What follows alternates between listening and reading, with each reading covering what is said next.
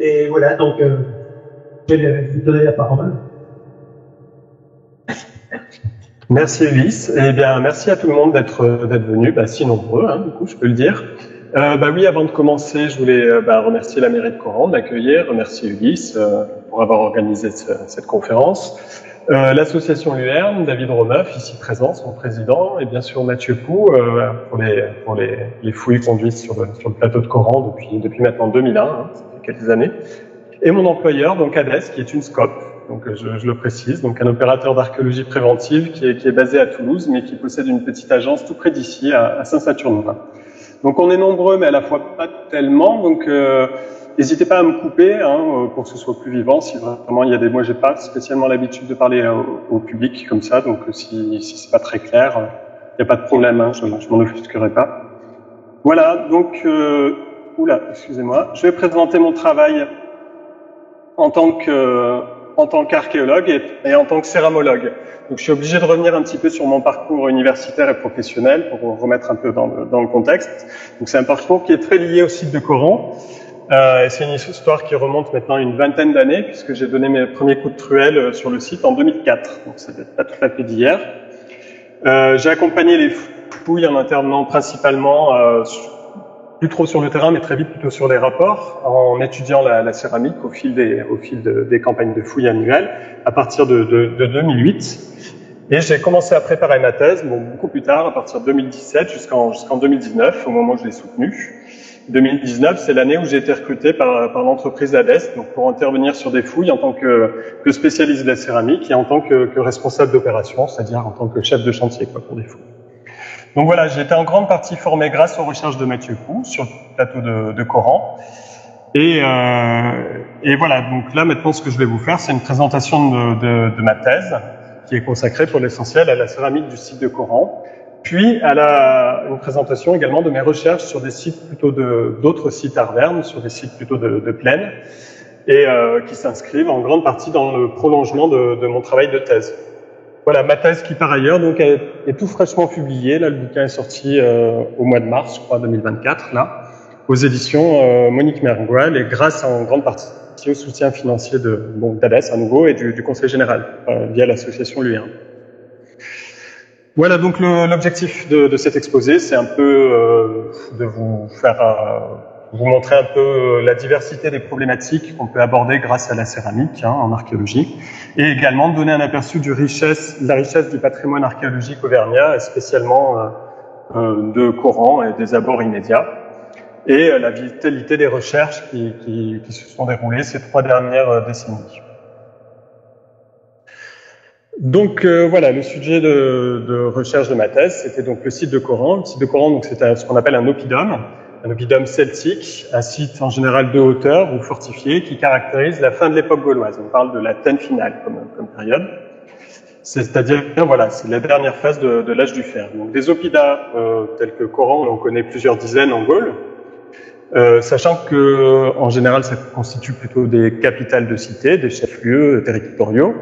Avec cette spécificité en Auvergne, c'est qu'au lieu d'un oppidum, d'une capitale, on a 3 sites, dont la coexistence, donc Gergovie, Gondole et Coran, qui sont séparés que de 5-6 km chacun, et dont la coexistence, dans un périmètre aussi restreint, a alimenté beaucoup de débats et continue à alimenter beaucoup de débats.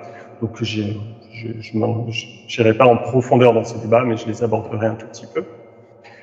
Le site de Coran, il a ceci également de particulier, qui fait partie maintenant des mieux connus en Gaule, et on peut dire c'est un des sites, des agglomérations de l'âge du fer les mieux connus d'Europe, grâce aux fouilles donc conduites par Mathieu Pou depuis 2001. Je vous les présenterai pas en détail, Mathieu fait ça avec infiniment plus de talent que moi. Alors très rapidement, tout l'intérêt du site, c'est d'avoir mis en évidence des espaces diversifiés, bien caractérisés. C'est-à-dire qu'on n'est pas juste face à des habitats ou des espaces dont on ne connaît pas trop la fonction. Au contraire, là, ce qui a été dévoilé, c'est un centre urbain avec son sanctuaire, donc en position centrale. Est-ce que j'arrive à vous montrer des choses? Non, j'ai pas de beeper. Bon, le sanctuaire qui occupe la partie centrale, environné d'habitats, mais également au nord d'un complexe artisanal et d'une place de marché, donc où œuvraient des corps de métier différents. Un bâtiment d'assemblée également, qui jouxte directement le sanctuaire au sud. Un grand espace vide, une esplanade, une grande place. Donc un espace laissé volontairement libre. Voilà, tous ces ingrédients qui témoignent d'un urbanisme organisé et avec une forte dose de planification également en amont. Voilà, et c'est un cas de figure qui a peu d'équivalent. On peut penser par exemple au site de Bibracte en Bourgogne, qui est également fouillé depuis plusieurs décennies, où on a une perception assez similaire de l'organisation urbaine interne, mais finalement il y a très peu de sites qui permettent d'avoir une vision aussi complète. Voilà. Il faut également insister sur le fait qu'on a les organes centraux vitaux de la ville au sens dans sa dimension politique et également religieuse avec le sanctuaire. Et c'est vraiment ces organes qui lui confèrent son statut particulier, son statut de capitale de la cité des arts verts. Ça aussi, c'est quelque chose qu'on identifie rarement de manière aussi flagrante sur des sites de cette époque. Alors, la fouille c'est pour ça que la fouille du site donnait l'opportunité d'étudier des mobiliers archéologiques de différents espaces dans une perspective de la fonctionnalité, c'est-à-dire quels sont les mobiliers qu'on utilise dans tel ou tel espace et en quoi ces mobiliers, en quoi les objets qu'on trouve se différencient les uns des autres selon les espaces où on se trouve et selon le statut social également des occupants. Donc c'est un tel travail d'analyse qu'avait récemment, plus si récemment que ça, en fait, achevé Mathieu Demierre, qui a travaillé sur le mobilier métallique. Le mobilier métallique, c'est quelque chose d'assez vaste, qui rassemble aussi bien de l'outillage que de l'armement, que des objets de parure, ou alors, voilà, quelque chose de très très diversifié. Et donc, en se concentrant sur le centre-ville, il a pu mener une analyse très très précise, basée sur plus de 15 000 objets, justement en mettant en évidence les différents ateliers, les différentes activités dans l'espace, mais aussi dans le temps, puisqu'on a aussi des évolutions au sein des mêmes quartiers. Voilà. Donc il était très tentant d'essayer d'entreprendre le même type d'analyse avec le mobilier céramique, sachant que le prérequis, entre guillemets, c'était de disposer d'une base documentaire très très importante, de la même manière que Mathieu Demierre avait étudié une quinzaine de milliers d'objets. L'idée, c'était d'avoir un corpus à la hauteur pour la céramique, pour pouvoir constituer un sujet de thèse. Donc, de ce point de vue-là, moi, j'ai réussi à étudier un peu plus d'une centaine de milliers de restes sur le site de Coran. Ça correspond à près de 10 000 récipients, on va dire. Et c'était une bonne partie du potentiel, et on aurait pu aller encore beaucoup plus loin, puisqu'en fait, le total de la céramique exhumée sur le site de Coran peut être estimé à plus de 350 000 restes, sachant que jusqu'à maintenant, je parle que de l'époque gauloise, c'est-à-dire du 1er siècle avant Jésus-Christ. J'ai fini par étendre mon corpus jusqu'à l'époque romaine, donc ça m'amène au 2e siècle après Jésus-Christ, et c'est jamais qu'une petite fenêtre de 4 siècles pour un site qui a été occupé pendant plusieurs millénaires, puisque les premières occupations datent du néolithique. On a quelque chose de très important à la fin de l'âge du bronze aussi, donc vers le moins 1000 avant Jésus-Christ, au premier âge du fer. Donc voilà, il faut avoir conscience de tout le potentiel d'études qu'on a sur un site pareil. L'importance du site, elle est renforcée également par l'existence d'un établissement de plaine qui se trouve juste au pied du site de Coran, sur la commune des Martres de Verre. Donc ceux qui sont locaux reconnaissent un petit peu cette vue aérienne. Donc on a la route départementale qui file et qui traverse l'Allier à ce niveau, au milieu de la... Ouais, non, je peux toujours pas montrer. Et avec Longue à l'arrière-plan, la ville de Longue. Et donc au premier plan, vous avez donc la terrasse alluviale qui forme un espèce de petit plateau qui était déjà complètement hors d'atteinte des crues à la fin de l'âge du fer, et qui a été occupé de manière assez extensive à l'époque gauloise, en même temps que le site de Coran. De la même manière qu'on a également des occupations du néolithique, de l'âge du bronze, c'est toujours les mêmes schémas qui se répètent. Mais voilà, moi je me suis intéressé spécifiquement à la période gauloise. Donc le site, ses occupations étaient connues de manière assez ancienne. Par exemple, donc il y a principalement 2 pôles, les lieux dits le B, donc au sud, et le Lo plus au nord. Donc je reviendrai pas sur le site du Lot, qui est connu notamment pour avoir abrité un atelier de sigillés, donc au 1er, 2e siècle après Jésus-Christ, qui se trouve à peu près au niveau du camping actuel. Et quelque chose de très célèbre aussi, c'est la nécropole, donc on dit plutôt de Chaume d'Alios, avec les restes de cercueils, les restes humains, les mobiliers exceptionnellement bien conservés qu'on peut voir dans les vitrines du musée Bargoin à Clermont-Ferrand.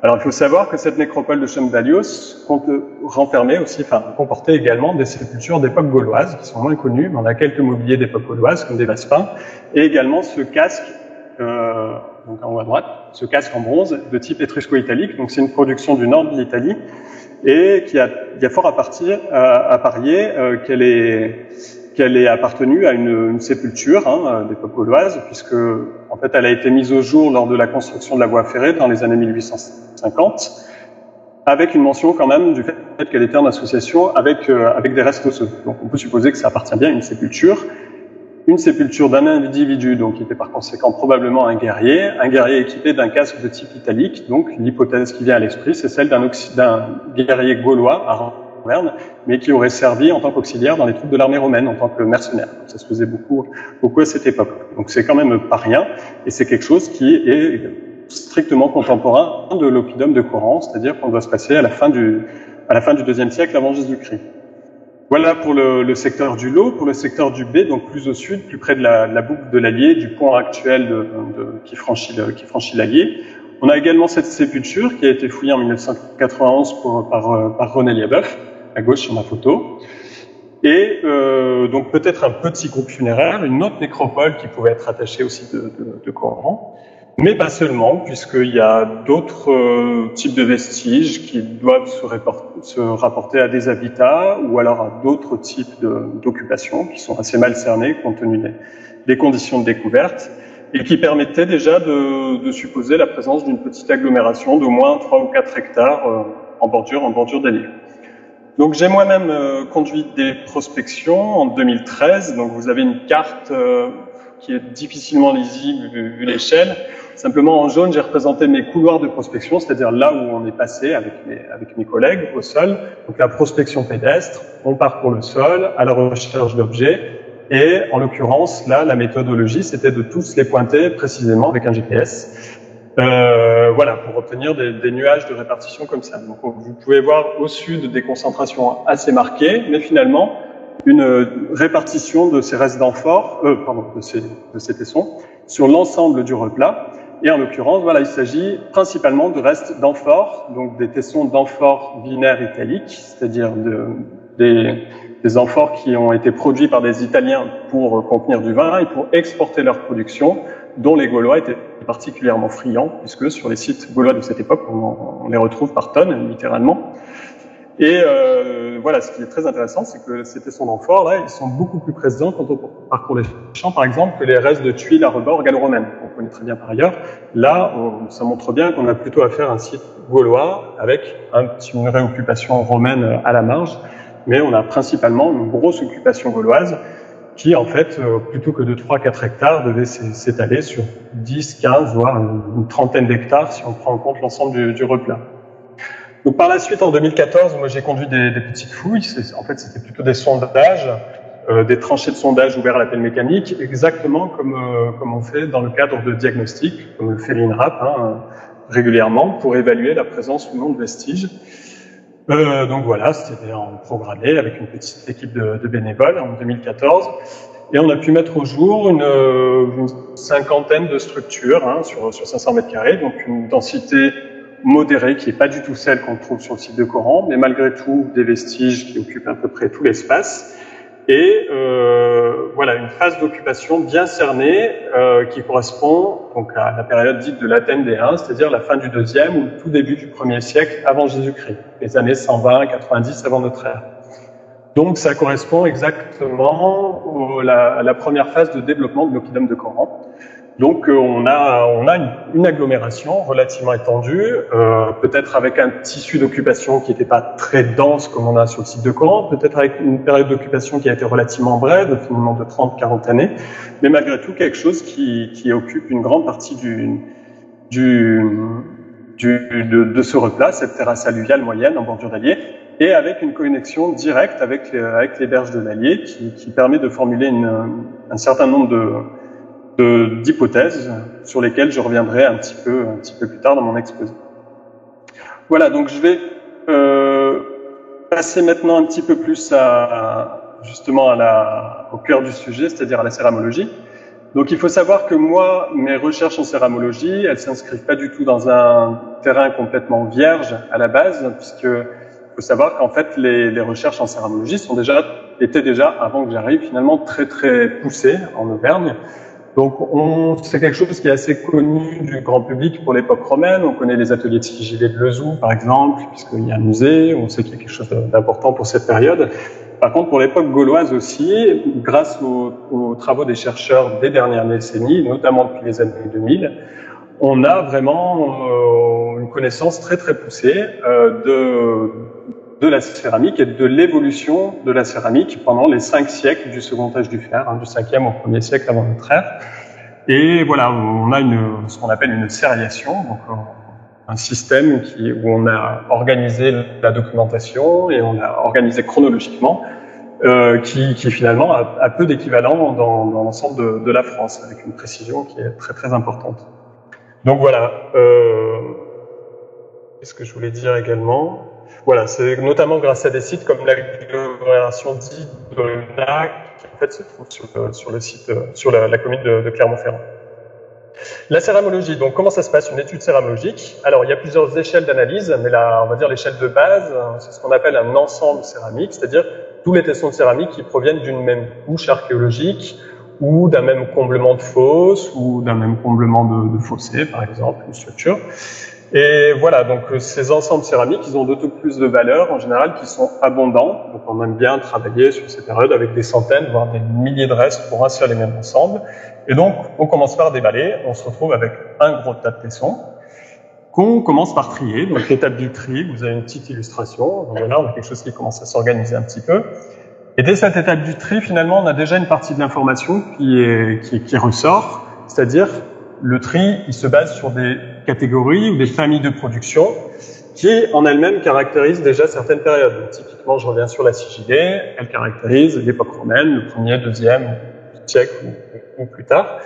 Et le simple fait, finalement, d'inventorier, de compter, de faire des tableaux de comptage, puis des statistiques sur la présence ou même les proportions occupées par chacune de ces familles, de ces catégories, nous renseigne sur l'époque à laquelle on se trouve ou éventuellement sur d'autres aspects comme justement l'aspect des activités qui étaient à pratiquer, voire dans une certaine mesure le statut social des occupants dans le cas de céramique plutôt rare. Donc voilà, ça c'est la première étape, celle du tri. Mais on s'arrête pas là, évidemment. L'étape suivante, on va dire, c'est plutôt celle des remontages. Donc, à partir de fragments, on arrive à obtenir des formes plus ou moins complètes, en fonction de ce qui restait dans les contextes archéologiques. Puis, l'étape du dessin. Donc, le dessin technique, qui est quelque chose de très normalisé en céramique. Je vous ai fait cette espèce de petit schéma, ce petit croquis pour bien se visualiser la chose. En fait, c'est exactement le rendu final. En bas à droite, c'est exactement comme si on avait coupé un quart du récipient, de sorte qu'on voit la partie intérieure à gauche et la partie extérieure à droite. Donc c'est une norme de dessin technique finalement qui permet d'avoir toute l'information utile à l'analyse typologique ou autre. Voilà, donc ces dessins vont être à la base justement des analyses typologiques, c'est-à-dire regrouper, analyser les récipients selon leur forme, selon les détails d'exécution, mais également on va pouvoir procéder à des analyses stylistiques dans le cadre de la présence de décors. Voilà. Donc voilà, ça va être le moment où je vais vous assommer un petit peu avec des planches de dessin de céramique, puisque bon, l'idée c'était de faire du chiffre, du nombre, donc elles arrivent à être assez abondantes. Là, j'ai juste mis un petit exemple justement de classification typologique pour vous montrer un petit peu comment on procède. En fait, tout l'enjeu d'avoir des grandes séries de données, ça permettait vraiment d'observer des similarités et de constituer des séries très très homogènes jusque dans les détails d'exécution. Donc on se rend compte qu'un détail qui pouvait permettre anodin va se répéter sur plusieurs finalement récipients qui ont été façonnés à l'identique. Et ça va permettre de constituer des séries très très précises Ces séries, donc moi que j'appelle les variantes, ensuite on les regroupe plutôt en types, et ces types eux-mêmes sont regroupés en formes. Donc voilà, plusieurs échelles d'analyse pour ordonner un petit peu l'information. Voilà, ça permet aussi de mettre en évidence la standardisation de ce mobilier qui arrive à être assez forte, et en l'occurrence, même sur des formes très très simples, puisqu'en l'occurrence, là, ce genre de coupe, là, avec des profils très simples, des bords simples, sont des imitations de récipients italiques, directement. Donc c'est vraiment l'analyse morphométrique. Après, quand on prend en compte les diamètres, le démontre assez clairement. On s'est aligné sur des standards, sur des modules, et on a essayé de copier des objets qui étaient importés, ce qui permettait peut-être de les vendre en les faisant passer pour des contrefaçons, peut-être, c'est très spécifique. Voilà, pour rester dans l'ordre de la classification typologique, donc voilà, j'ai abouti à la constitution, à la distinction de 75 types différents les uns des autres, qui correspondent à des récipients très très différents, fonctionnellement parlant. Et voilà, avec là, cette planche ne doit pas vraiment faire illusion. On voit beaucoup de récipients complets. Les récipients complets, en fait, c'est vraiment très très rare. Encore une fois, moi, il y a plus de 7000 récipients qui sont pris en compte. J'arrive au final à quelques dizaines de récipients complets. Mais encore une fois, c'était tout l'enjeu d'avoir un corpus de base très très important pour multiplier justement les observations de récipients complets où on apprécie entièrement la forme. Donc une première manière d'exploiter ce classement typologique, c'est vraiment la chronologie. Alors la chronologie, ça n'émane pas que du mobilier céramique, on va également prendre appui sur d'autres types de mobilier. Donc là, cette planche, elle illustre tout d'abord à gauche, vous avez les fibules, donc c'est des objets de parure qui sont l'équivalent des actuelles épingles à nourrice, qui connaissent des évolutions très très marquées, qui sont à la base de toutes les chronologies de l'époque gauloise en Europe occidentale, notamment grâce aux recherches sur le plateau suisse. Parce que ces objets, que ce soit ces objets de parure, mais d'autres également, ont la particularité d'avoir des rayons de diffusion beaucoup plus larges que la céramique. Moi, la céramique régionale que j'étudie, dont je fais un classement typologique, elle n'a pas vraiment vocation à être diffusée en dehors de la cité Arverne.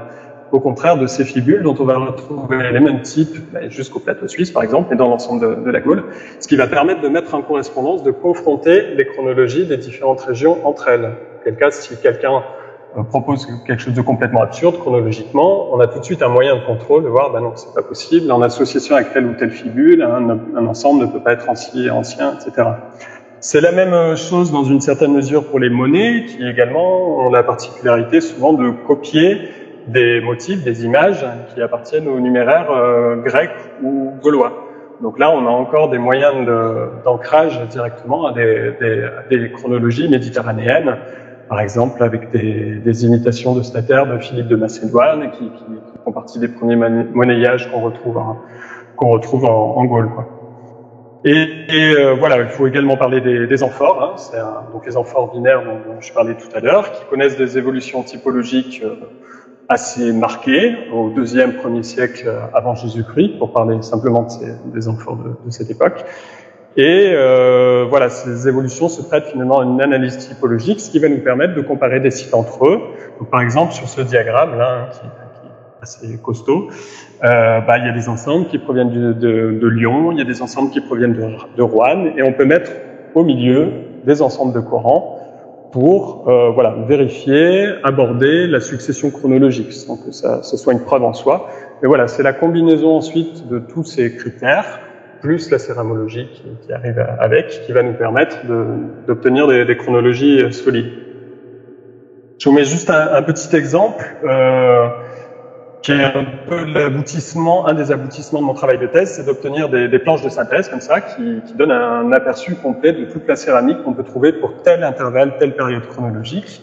Donc là, vers 110 avant Jésus-Christ, l'Athènes D1, là, vers 70 avant Jésus-Christ, l'Athènes D2A. Voilà, c'est pas forcément flagrant de prime abord, mais il y a des évolutions assez nettes, que ce soit par exemple la disparition de la céramique peinte dans les ensembles les plus récents, céramique peinte qui concerne le 2e siècle avant Jésus-Christ, l'apparition de nouvelles imitations de céramique italique également, voilà, des détails d'exécution, des nouvelles variantes qui apparaissent au cours du temps, d'autres qui disparaissent. Et voilà, ce qui va nous permettre de découper le temps, les séquences d'occupation de manière assez précise. Et, in fine, d'avoir un autre regard, voilà, sur le plan, qui est le plan des vestiges tout confondus, on va pouvoir phaser le plan, c'est-à-dire attribuer certaines structures à des états plus anciens, d'autres structures à des états un petit peu plus récents. Avec l'exemple là que je vous ai mis, par exemple, on peut constater tout de suite que si je cartographie mes ensembles qui appartiennent à l'état le plus ancien, de l'Athènes D1, on a des choses qui s'agglomèrent un petit peu autour du sanctuaire, qu'on suppose être le noyau fondateur de l'oppidum, mais on a déjà des ensembles qui s'en écartent assez, donc on sait que dans cette première phase de développement, on a quelque chose de relativement étendu et pas juste un petit village concentré autour du sanctuaire. On constatera également sur l'autre plan à côté que la phase de l'Athènes D2A, donc vers les années 70 avant Jésus-Christ, correspond véritablement à l'apogée de l'oppidum, l'extension maximale du développement urbain. Et ça, c'est en soi vraiment un acquis des recherches conduites par Mathieu Pou, puisque avant la chronologie de Coran, l'idée qu'on s'en faisait, c'est qu'elle était plutôt cantonnée aux années 110 jusqu'à 80 avant notre ère. Or là, on se rend compte que non, pas du tout. Au contraire, l'occupation non seulement perdure, mais en plus atteint un développement maximal, finalement, peu de temps avant la guerre des Gaules. Voilà, là, ça rejoint tout de suite, justement, les grands débats dont je vous parlais un petit peu en introduction. On a voilà, un renouvellement des connaissances sur ce plan-là, avec voilà, des choses qu'on connaissait pas auparavant. Donc ça, c'était une vision un petit peu sommaire et la chronologie de manière un petit peu lointaine. Je vais aller encore un petit peu plus loin dans le technique. C'est-à-dire que la combinaison de tous les critères, que ce soit les types, je vous ai dit, il y en a 75, après il y a les variantes, on ajoute encore une couche de complexité, donc il y a des dizaines et des dizaines de paramètres, des familles, etc. Ça fait des masses de données et d'une complexité de données qui est tellement considérable que finalement on a besoin de s'aider d'outils statistiques. Là, en l'occurrence, on procède de plus en plus à ce qu'on appelle des analyses factorielles de correspondance. Donc, typiquement, on donne un tableau à un logiciel et il nous fait il ordonne des données, il ordonne les variables et les échantillons. D'une certaine manière, il opère des regroupements et il s'ensuit, ça se traduit par une projection factorielle sur un graphique de cet ordre-là qui s'interprète. Ça nécessite un bagage quand même que j'ai pas forcément, mais bon, on essaye quand même.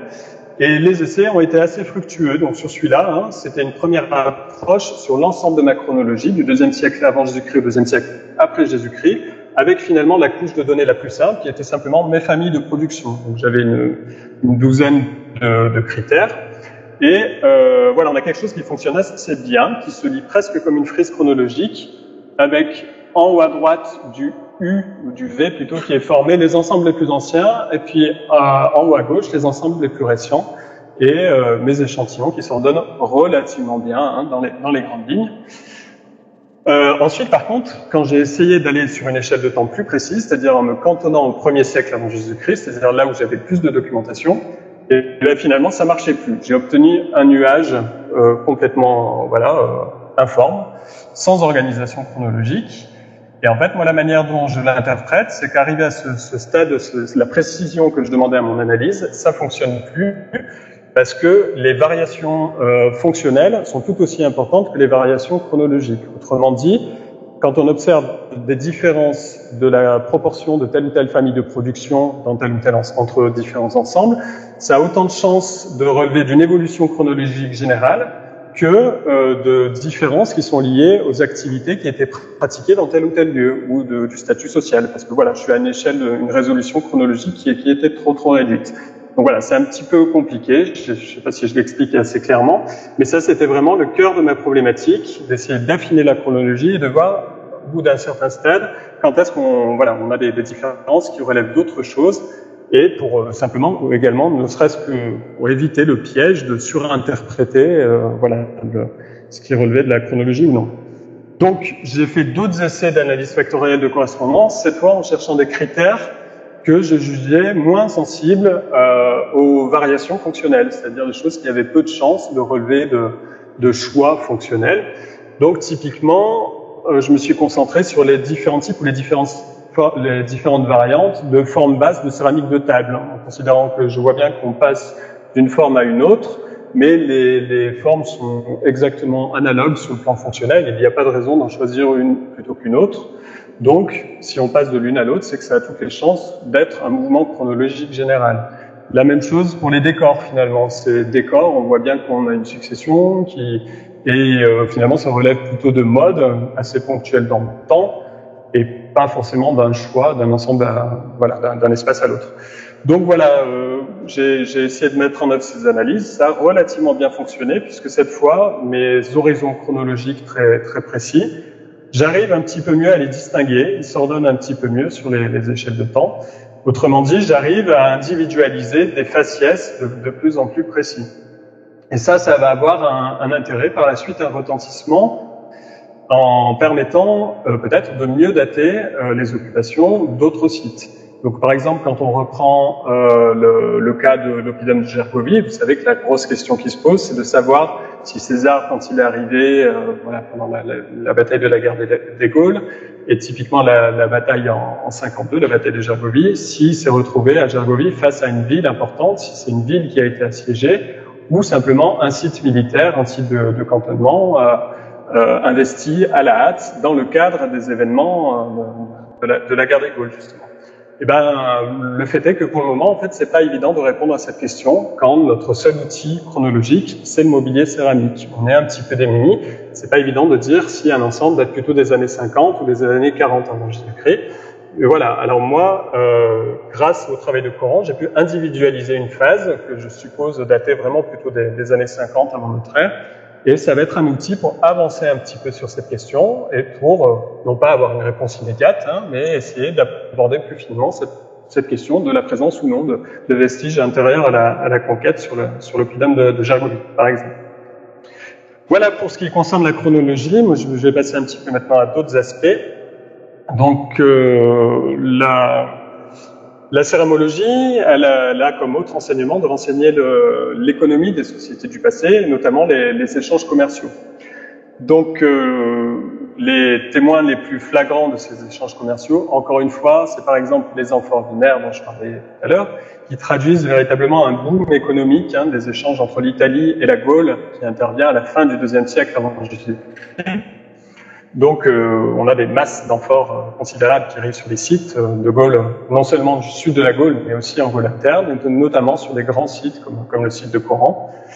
Mais on peut également, parmi ces témoins, évoquer la vaisselle, la vaisselle d'importation.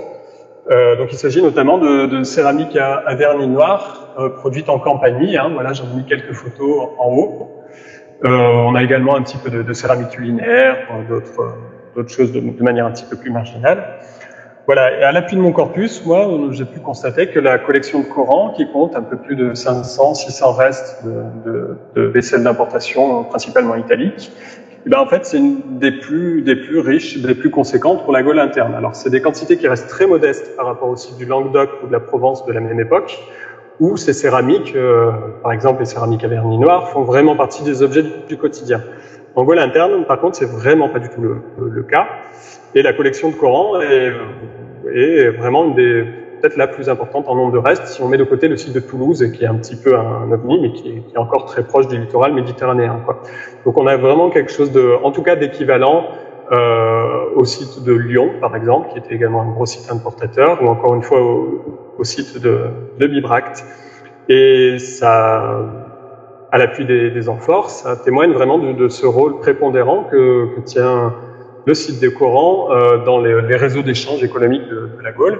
On pourrait également en dire autant du site de Gondole, donc ça enfonce encore le clou. On a là un ensemble de sites avec des concentrations de mobilier importé qui sont vraiment très très importantes. Mais pour aller encore un petit peu plus loin, une des surprises un petit peu de mon corpus, c'était de pouvoir mettre en évidence une série de céramiques très très particulières qu'on appelle des bols hellénistiques à relief.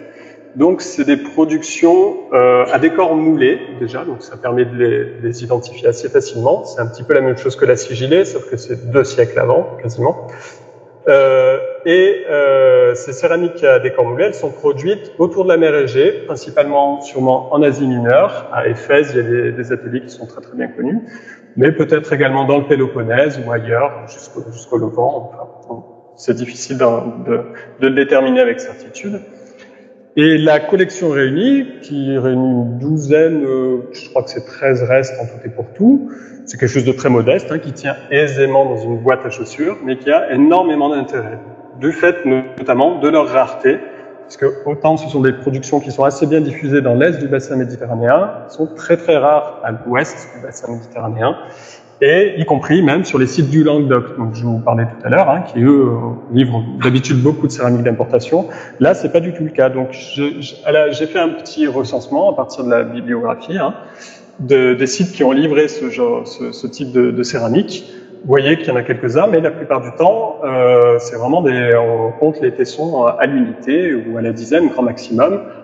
Hormis, encore une fois, le cas de l'Oppidum de Vieille Toulouse, où là, ils ont dû tomber sur un magasin entier. Il y avait plus de, je sais plus, c'est plus d'une centaine de restes. C'est quelque chose de, un cas complètement particulier. Mais voilà, avec la grande différence qu'à Coran, ces restes ne sont pas concentrés dans un même lieu, mais au contraire disséminés dans l'ensemble des quartiers. Et on a finalement l'objet, toute proportion gardée, on a l'impression, excusez-moi, d'objets qui circulaient, qui étaient toute proportion gardée, assez fréquent, finalement. Quelque chose, en tout cas, qui dépasse le souvenir de voyage ou l'objet arrivé par accident ou de manière complètement ponctuelle. Fait écho à cette petite collection, quelques restes qui viennent du site de Gondole. Alors, c'est peut-être des productions un petit peu plus différentes, puisque ces productions hellénistiques trouvent un prolongement en Italie, dans le courant du 1er siècle.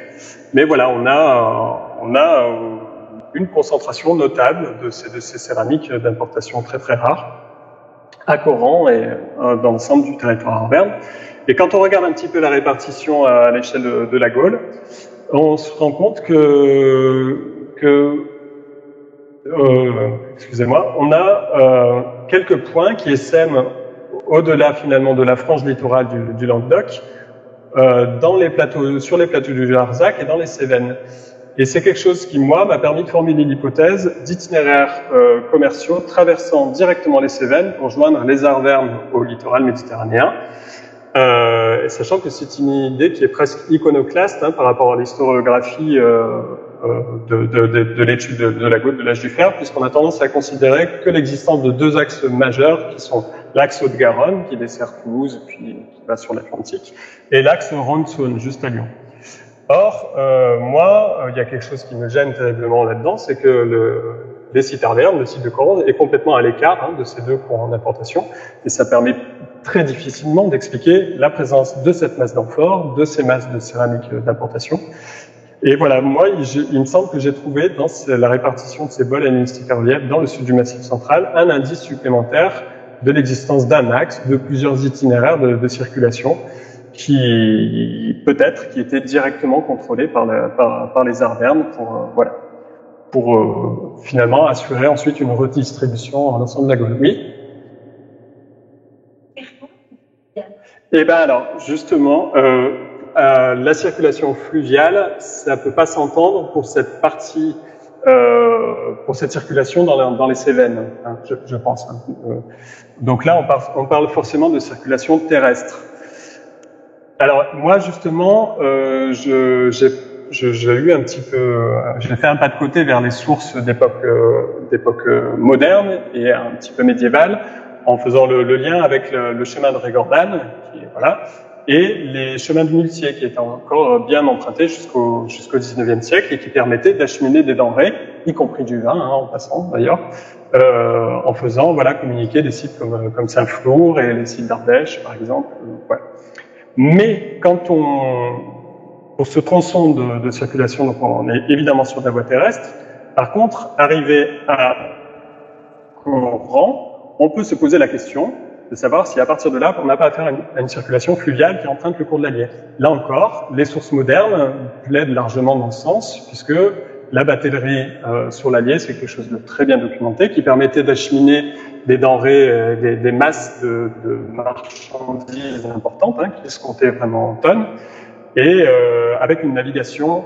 On parle de Pont-de-Château, mais en fait les grands ateliers se trouvaient plutôt Breuil-sur-Couze, si je dis pas de bêtises, c'est tout à fait clair dans ma tête.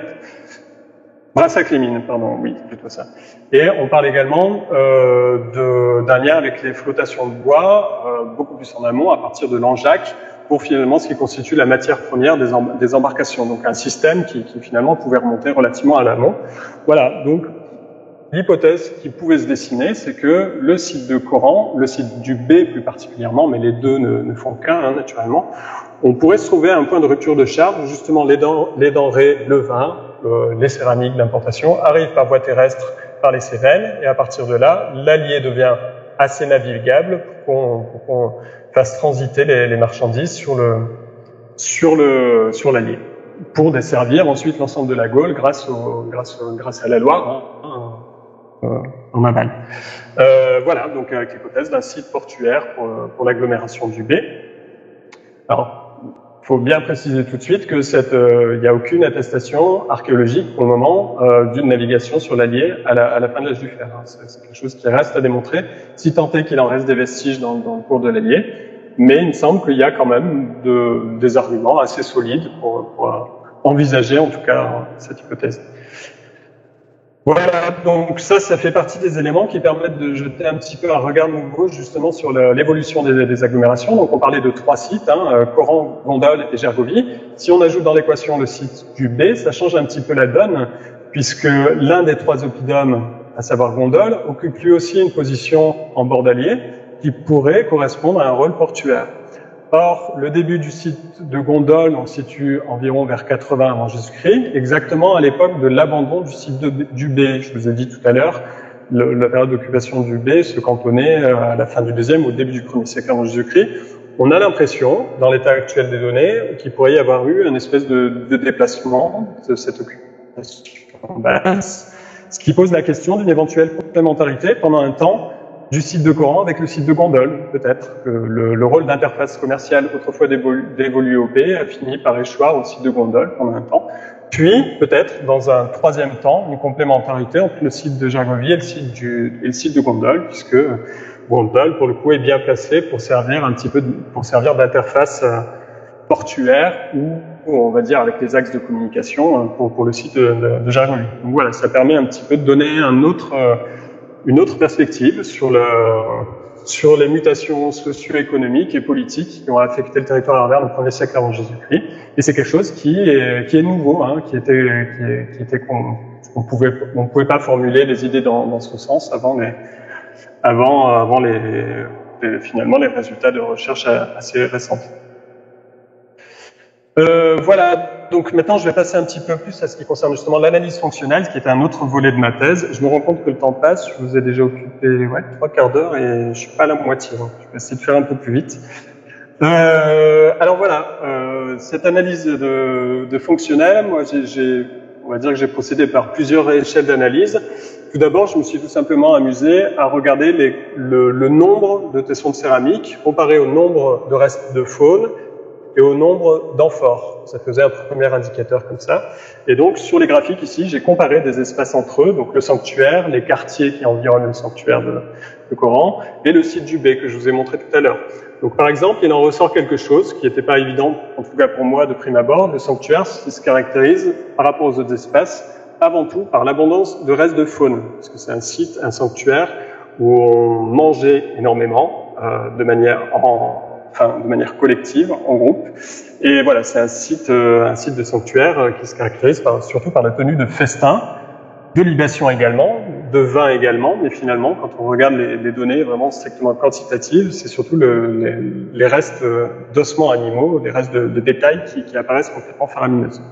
On pourra remarquer également sur ce diagramme, en haut à droite, donc ma zone 1 du B, celle qui est la plus en relation directe avec l'Allier, la plus près des berges, non pas celle que j'ai sondée, mais celle qui était connue plus anciennement, et elle se caractérise par une très très grande quantité d'amphores, si on regarde simplement les proportions.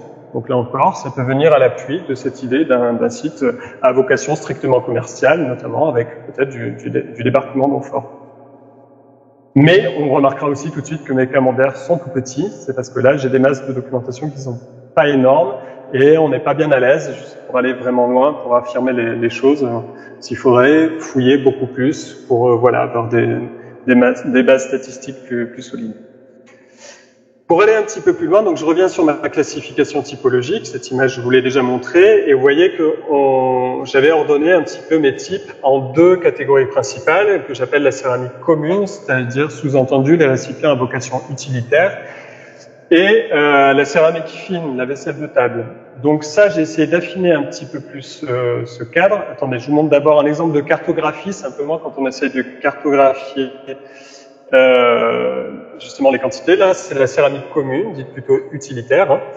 Et on se rend compte, voilà, qu'il y a certains espaces qui se caractérisent par des proportions plus importantes de ces céramiques utilitaires. C'est déjà un premier outil pour essayer de différencier les espaces. J'essaie de passer un peu plus vite. Voilà, donc cette céramique commune utilitaire, moi je distingue trois sphères d'utilisation. Donc la céramique de stockage, soit du stockage en gros ou les provisions, hein, plutôt dans un cadre domestique.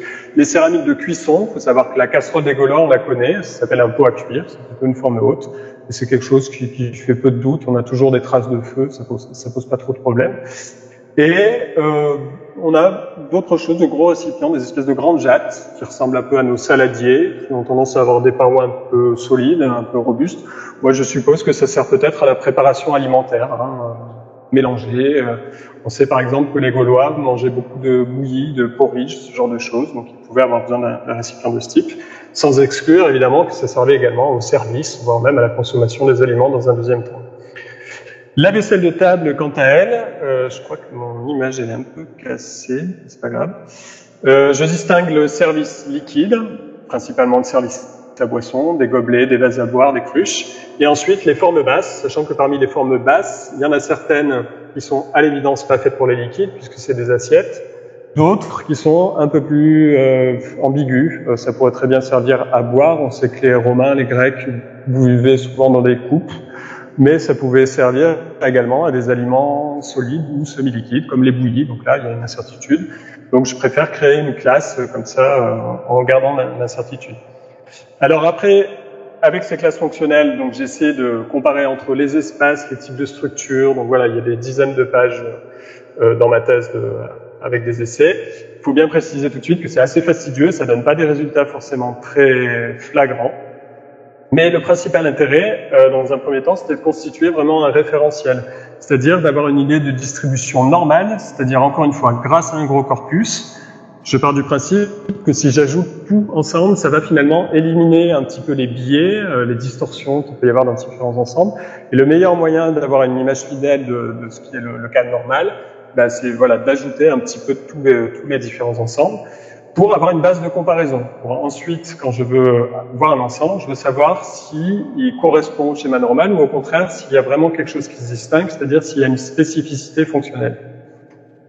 Le problème avec ça, c'est qu'il faut vraiment le faire par période chronologique parce que le vaisselier, il évolue au cours du temps. Hein, donc on peut pas, il faut vraiment fonctionner par tranches très très précises et se référer à la distribution normale de telle ou telle période. Donc je l'ai fait pour, voilà, là vous avez l'exemple pour l'époque gauloise et pour l'époque romaine.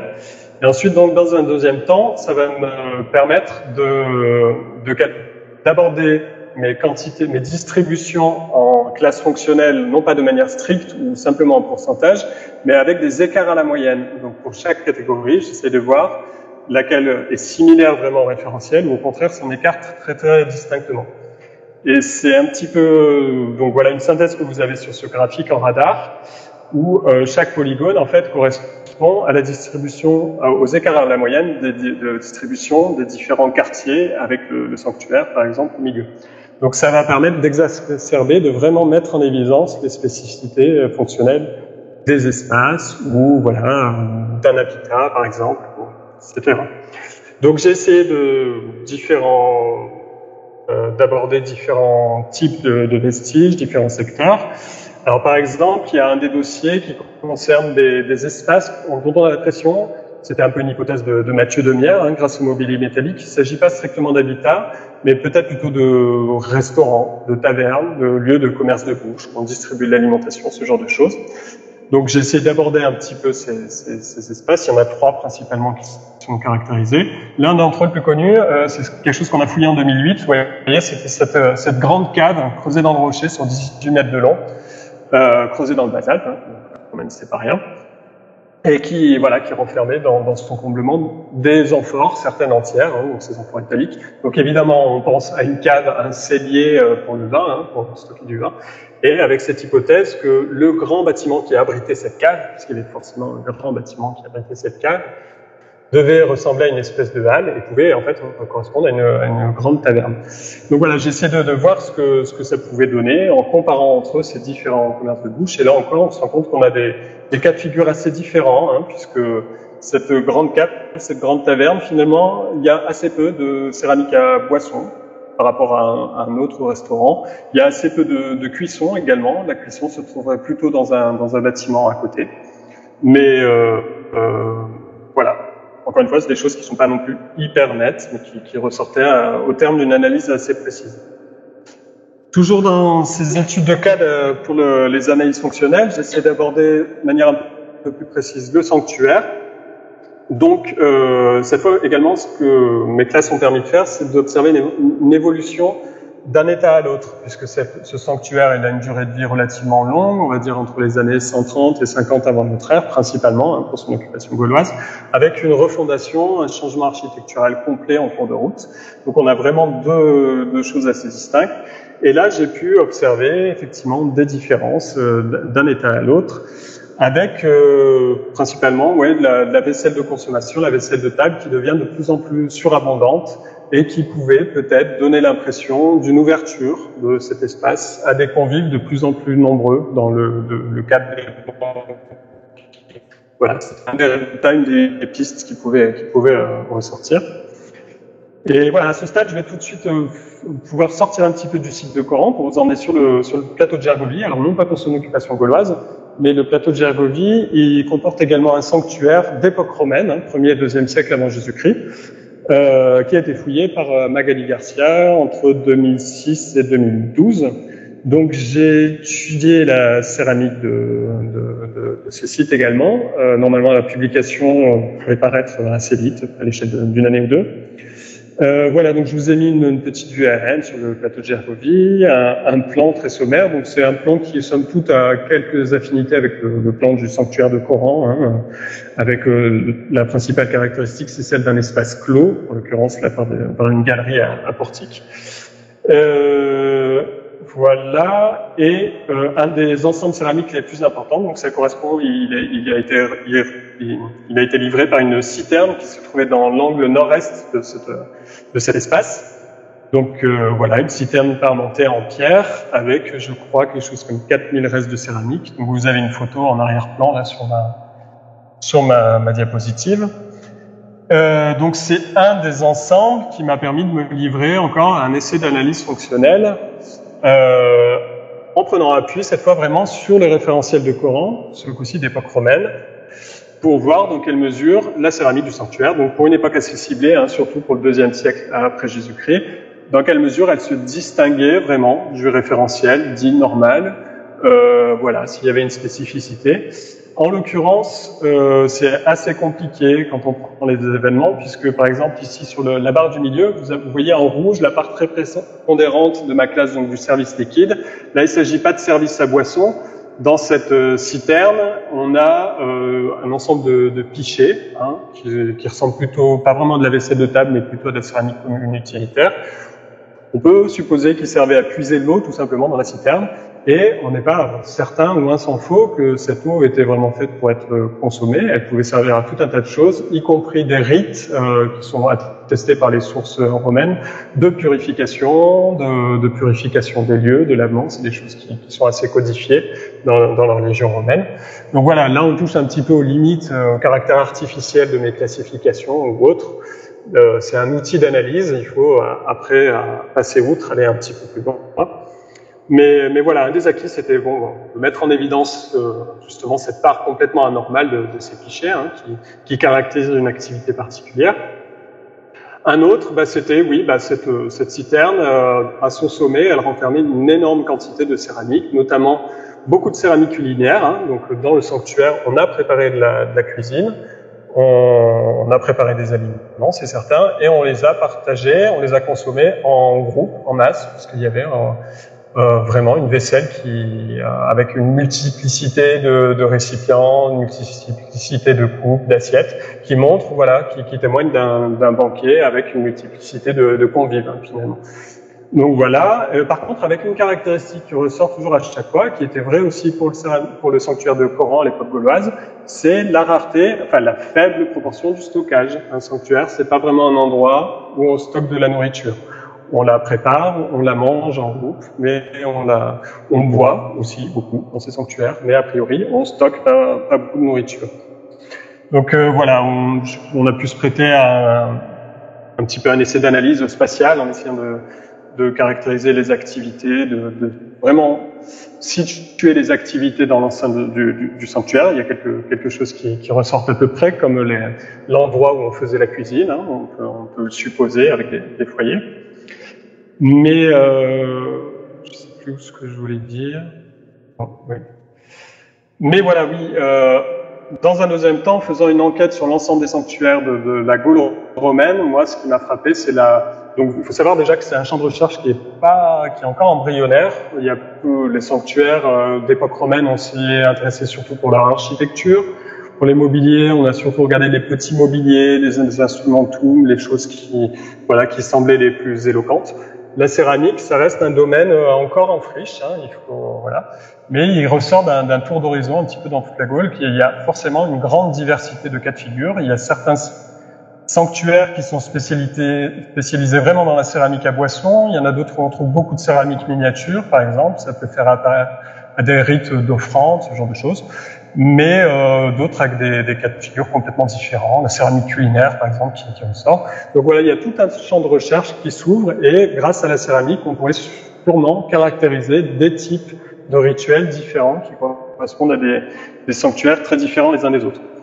Voilà, je vais passer assez rapidement parce que le temps passe. Voilà, le sanctuaire donc comme on est à l'époque romaine, le sanctuaire de Gergovie.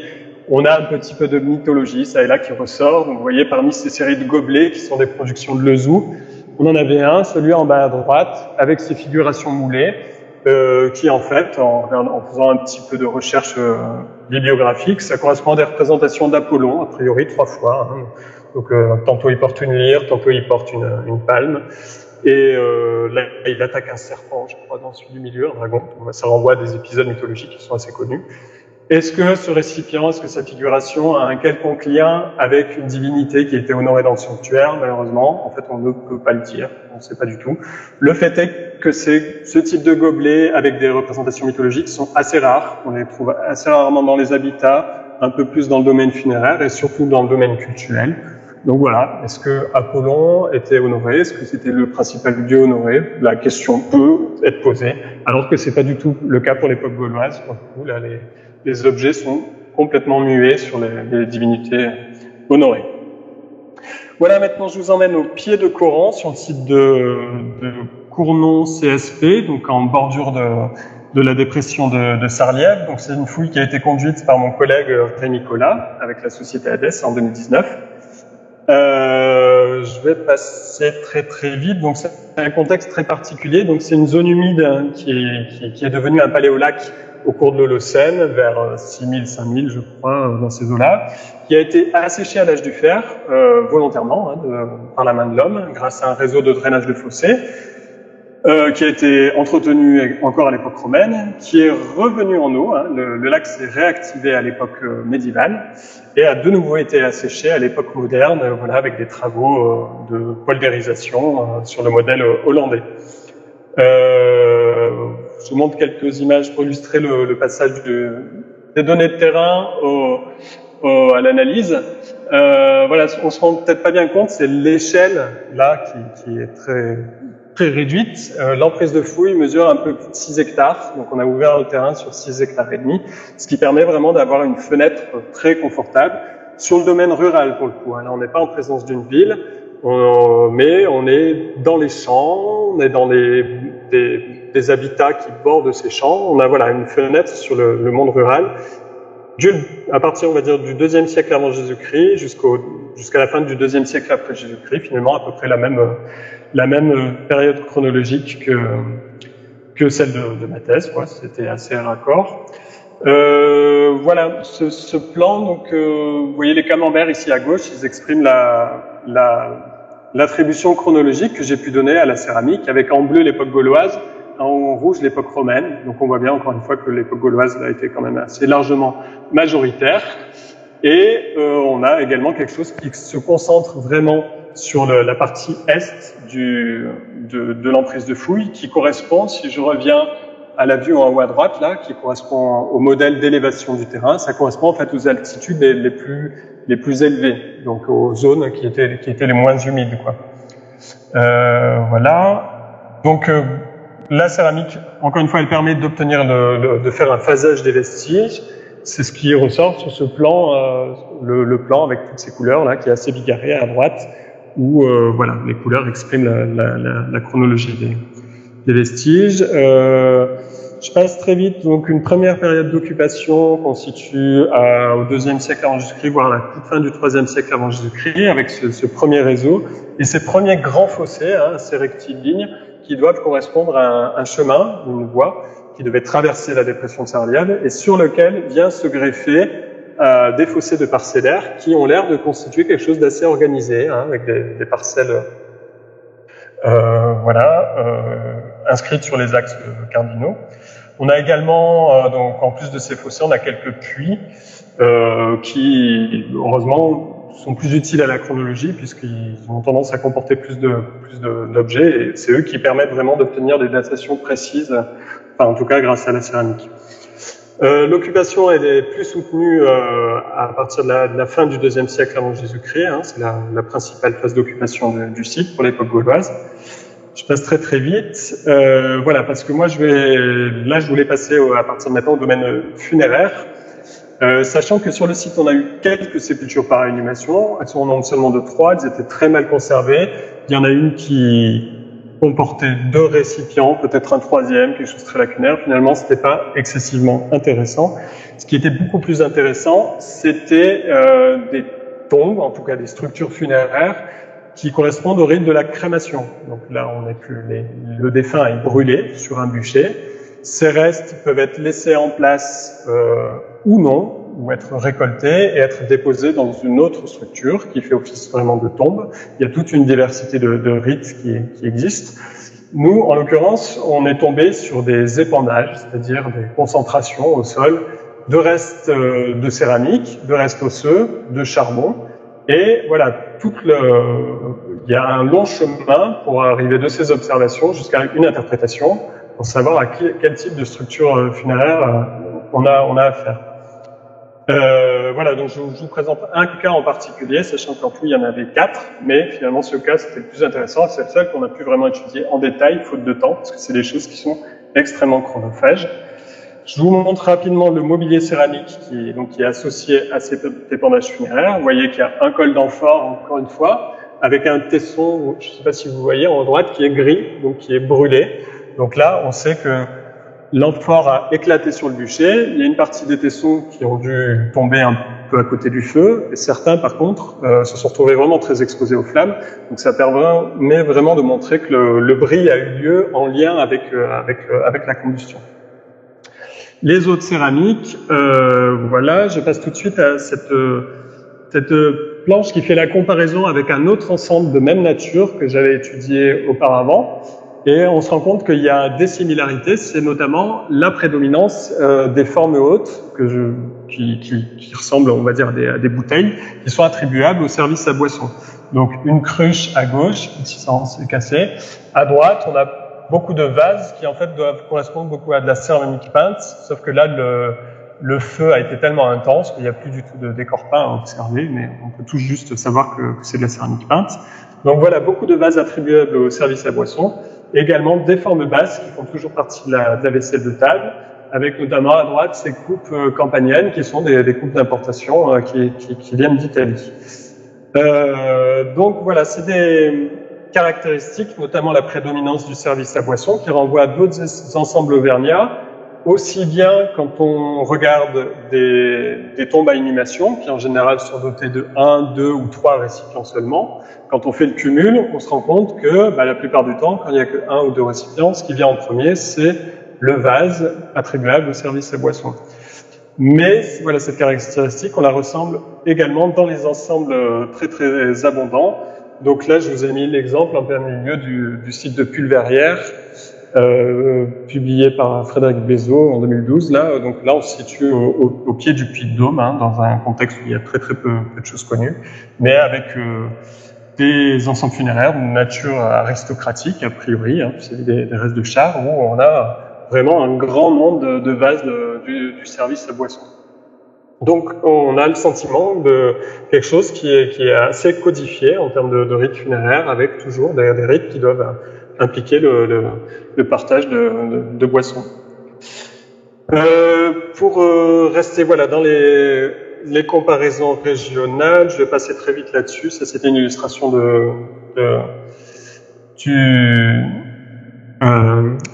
l'ensemble que je vous ai montré tout à l'heure du site de Sébaza, qui comportait quand même une particularité assez intéressante. Vous voyez à gauche, le récipient que j'ai pointé avec une flèche, c'est un pichet, c'est une imitation de pichet de type catalan en fait, donc des productions voilà de la zone catalane, qui sont très vite, qui font partie des premières imitations qu'on trouve en Auvergne au IIe siècle avant Jésus-Christ.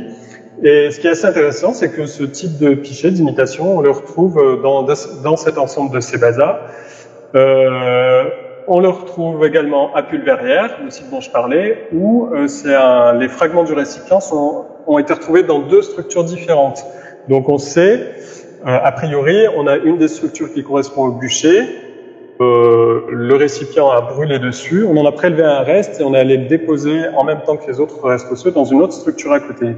C'était le même schéma en fait sur le site de Sébaza, où des restes de pichet sont dispersés dans une structure et dans l'autre. Donc on a l'impression que ce type de récipient en particulier, il est directement impliqué dans le rituel funéraire. Donc c'est quelque chose d'assez intéressant.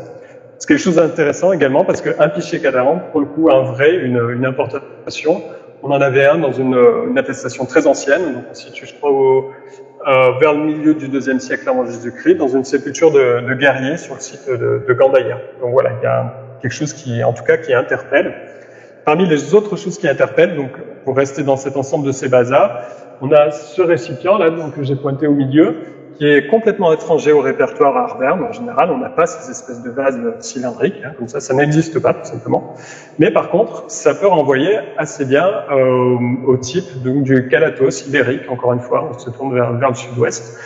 Bon, alors c'est des productions qui apparaissent beaucoup plus anciennement, qui sont à partir du 4e, 3e siècle avant Jésus-Christ, qui sont souvent peintes.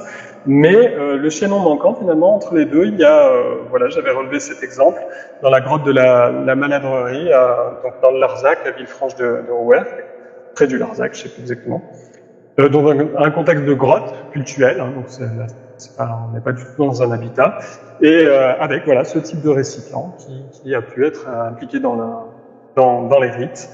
Et voilà, quelque chose qui encore une fois interpelle. Donc cette fois, le regard se tourne plus seulement vers l'Italie, mais peut-être vers d'autres zones avec éventuellement des influences culturelles. Voilà, j'avais relevé également, toujours à Sébaza, cet objet particulier, fonction complètement inconnue, qui n'est pas un récipient puisqu'il est ouvert des deux côtés, c'est plutôt une espèce de tube. Donc on peut penser à un support, peut-être un support à passoire, puisqu'on avait des passoires à la même époque. Et voilà, c'est quelque chose de très très rare. À Coran, j'en ai quand même identifié 10 à 13 exemplaires, mais 10 à 13 exemplaires, encore une fois, rapportés à une masse totale d'une dizaine de milliers de récipients. C'est quelque chose qui est pas tout à fait courant. Et encore une fois, quelque chose qui interpelle. Pour le moment, c'est des choses dont on méconnaît la fonction. Voilà, donc je vais passer à un autre aspect maintenant qui a concerné mon étude céramologique, c'est tout ce qui concerne l'analyse taphonomique qu'on a pu mener. Je vais revenir sur le site de Cournon CSP, simplement pour montrer qu'on avait d'autres antécédents régionaux où les vestiges étaient de même nature, mais la fouille n'a pas été menée de manière finalement avec toute la méthodologie adéquate pour permettre de réaliser une analyse par la suite. Hein. Donc à Sébaza, par exemple, on a tout juste une photo, je peux tout juste localiser quelques tessons pour montrer que voilà, certains tessons du bol en haut à droite, il y a une d'ici, d'autres de là, mais bon, on peut pas aller très très loin dans l'analyse. Même chose à Saint-Rémy-en-Rollat, une fouille de Yann de Berge. Le temps manquait pour faire ça correctement, donc le mobilier a été prélevé un petit peu par carré, mais avec une maille beaucoup trop large, et ça permet pas vraiment de pousser l'analyse très très loin. Alors cette analyse que je vais vous montrer après de la répartition du mobilier céramique, elle est d'autant plus bienvenue et salutaire que les Arvernes avaient la mauvaise idée de mettre sur leur bûcher non seulement le défunt, mais également des dépôts animaux, donc des animaux qui brûlaient en même temps que le défunt, ce qui se fait que nous, non seulement les bûchers étaient très bien conduits à haute température, mais du coup on se retrouve avec des restes osseux de très petite taille, très fragmentaires, mais en plus dans le lot il y a des restes osseux qui sont pas humains mais qui sont animaux. Donc c'est-à-dire que si on prend la répartition globale des restes osseux, déjà les dés sont pipés puisqu'on peut très bien être en train d'aborder en même temps un humain et un cochon qui était déposé à côté. Donc voilà, ça c'est un tableau de comptage qui a été réalisé par ma collègue anthropologue Agathe Chen, qui s'est associée à notre collègue archéozoologue pour étudier ces restes osseux. Et les chiffres sont absolument démentiels, puisque vous voyez qu'on se retrouve dans des nombres de restes qui peuvent atteindre 5000 pour les pandas HMU82, 6000 et 52 000 restes dans un cas comme ça. Donc voilà, c'est des choses qui ont été sorties d'étamisage, qui ont été comptés un à un, mais dans le lot, il y a une toute petite minorité de restes, au mieux un quart, qui sont déterminables, et dans le lot, dans les restes déterminables, il y en a une bonne partie qui sont animaux, en bleu par exemple, pour les pandas 979. Donc, on a quand même quelques restes humains, le caractère funéraire ne fait pas de doute, mais on ne peut pas du tout aller plus loin, et on ne sait pas du tout où se trouvait précisément le défunt, et si son organisation est respectée par les vestiges. C'est pour ça que moi, je me suis prêté à cette analyse en spatialisant les restes de chaque récipient. Donc, c'est quelque chose qui est extrêmement long puisque avant de recoller un tesson, il faut que je mette une petite pastille dessus. Il faut que, voilà, pour pouvoir, in fine, dans mon inventaire, localiser chaque partie de chaque récipient dans chaque carré avec le poids en plus, en les pesant au préalable. Donc voilà un petit peu ce que ça a donné, en s'aidant un petit peu du code couleur. Chaque grille, donc ça correspond au plan de l'ensemble, voilà. Et les pastilles correspondent dans chaque maille au nombre et au poids des restes qui appartiennent à chaque récipient. Et donc j'ai pu constater de manière assez flagrante, par exemple, que la vaisselle d'importation, la céramique campanienne que je vous montrais au début, qui par ailleurs a le même phénomène d'altération différentielle au feu, une partie des tessons sont brûlés, d'autres non, et se concentre vraiment dans la partie sud de l'épandage. On avait donc au milieu en rouge les récipients à pâte claire, donc ça devait être les bols et le petit pichet catalan, était plutôt vers le milieu. Dans la partie nord, donc oui non ça c'était le jaune. En rouge donc c'était justement les vases à boissons qui étaient plutôt concentrés vers le milieu. Et voilà, dans la partie nord, la céramique commune, puisqu'il y avait une jatte qui également est très bien ciblée. Donc tout ça, ça nous montre que la dispersion de chaque récipient, elle est finalement assez faible, puisque les récipients se retrouvent dans des carrés voisins les uns des autres, et voilà, sont peu dispersés, et que l'organisation du dépôt même est respectée, puisque voilà, on avait bien sur le bûcher les céramiques d'implantation qui étaient posées d'un côté, tel type des vases à boissons au milieu, d'autres ailleurs, et donc moi ça me permet vraiment d'appuyer l'hypothèse d'un bûcher en place, c'est-à-dire que je suppose que le bûcher a été effectué directement au niveau de cette structure, et que tout est venu reposer directement, voilà. Et l'analyse céramique, c'était le seul moyen d'arriver un petit peu à ce résultat. Voilà, j'ai encore quelque chose à vous présenter. Donc toujours du même site de CSP, on a également mis en évidence un petit monument funéraire qui prend la forme de 4 fossés, qui dessine un carré de 7 mètres, qui a été fouillé en grande partie par Gaël, qui est là juste ici. Et voilà, donc ces types de monuments, on les aborde uniquement en fouillant les comblements des fossés. C'est eux qui recèlent toute l'information sur la caractérisation du monument. Donc à première vue, ils sont remplis de terre, sauf que dans la branche est, on avait le dépôt d'un tronc d'équidé, hein, je peux pas dire équidé entier, il y avait ni la tête ni les pattes, mais on avait quand même le tronc en entier. Donc on sait que c'est vraiment une partie qui a été déposée telle quelle, qui s'est décomposée sur place. Et dans la branche nord, des restes osseux brûlés, qui formaient une concentration relativement dense. Voilà, et des tessons de céramique éparpillés un petit peu dans tous les comblements. Donc là, l'analyse céramique, c'est une analyse à la fois spatiale, de répartition entre les différents tronçons, mais aussi beaucoup une analyse stratigraphique en fonction des comblements. Donc je passe très vite, je vous passe un petit peu les détails, mais ce que j'ai pu montrer, c'est qu'il y avait deux phases d'occupation, donc une qui correspond à la fin du IIe siècle avant Jésus-Christ, donc toujours à l'Athènes d'Éa, et qui transparaissait par quelques mobiliers, notamment dans la branche est, celle avec le tronc d'équidé, dont on peut supposer qu'il date de cette période. Et donc on peut supposer par conséquent que la période de fondation de ce monument, l'origine de ce monument, c'est bien le IIe siècle avant Jésus-Christ. Et une autre phase avec plus de vestiges céramiques qui, pour le coup, correspond à l'époque augustéenne, donc à la toute fin du 1er siècle avant Jésus-Christ, aux environs du changement d'ère. Alors, c'est finalement les restes de l'époque augustéenne étaient peut-être les plus intéressants parce que c'est eux qui portaient vraiment des traces d'altération au feu, hein, avec des altérations au feu très très marquées, parfois des choses complètement boursouflées. Et cette analyse stratigraphique, elle me permet de supposer que les restes osseux qu'on avait dans la partie nord correspondent au recreusement à la réactivation de ce monument à l'époque augustéenne, et que dans le même temps, donc la cérémonie se pratique, on a un bûcher qui se situe peut-être directement au droit de la branche nord, et ben on a également ces céramiques qui interviennent sur le bûcher, dont les restes sont dispersés un peu dans tous les comblements de fossés.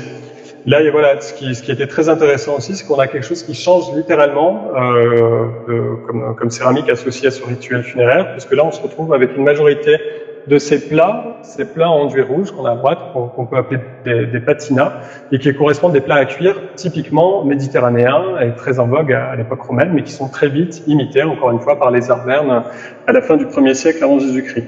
Donc ils ont pu servir à faire des espèces d'omelettes, c'est quelque chose qui est assez documenté. Ils ont pu servir à faire du pain, et là, dans un cadre strictement funéraire, ils ont pu accueillir des offrandes déposées sur le bûcher. Donc ça, c'est quelque chose qui tranche complètement avec le service à boisson qu'on rencontrait à l'époque gauloise.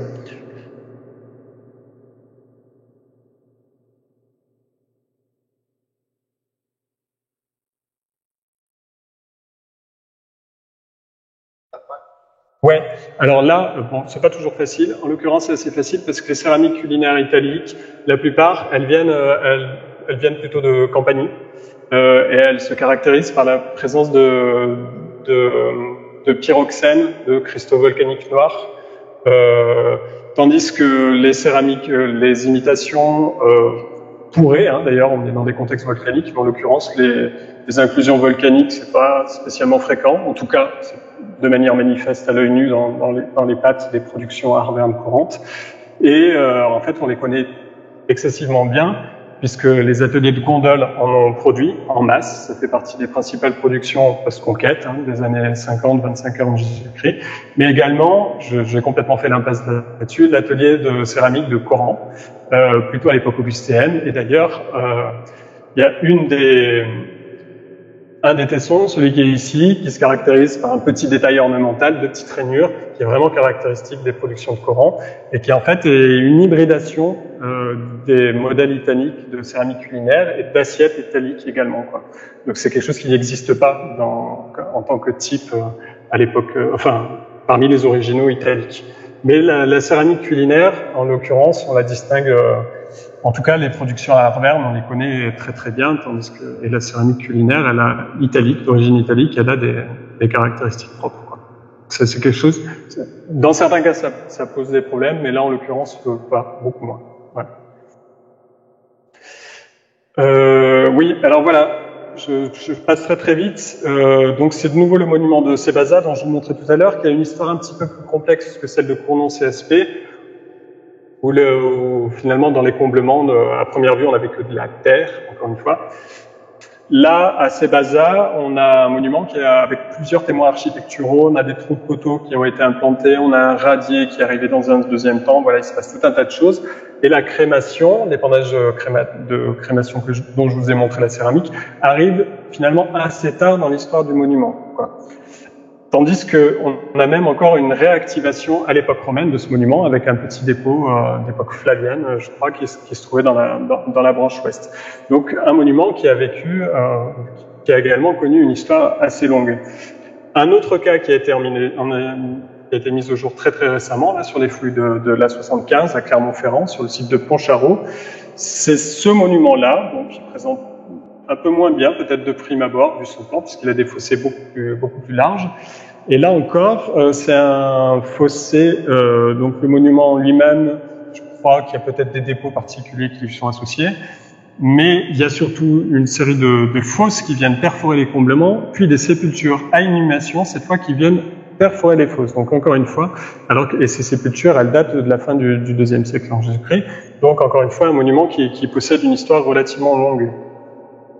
Voilà une petite illustration de l'ensemble des monuments funéraires de ce type du Secontage du Fer qu'on connaît en Auvergne à ma connaissance. Le plus ancien, il vient du site du Patural à Clermont-Ferrand.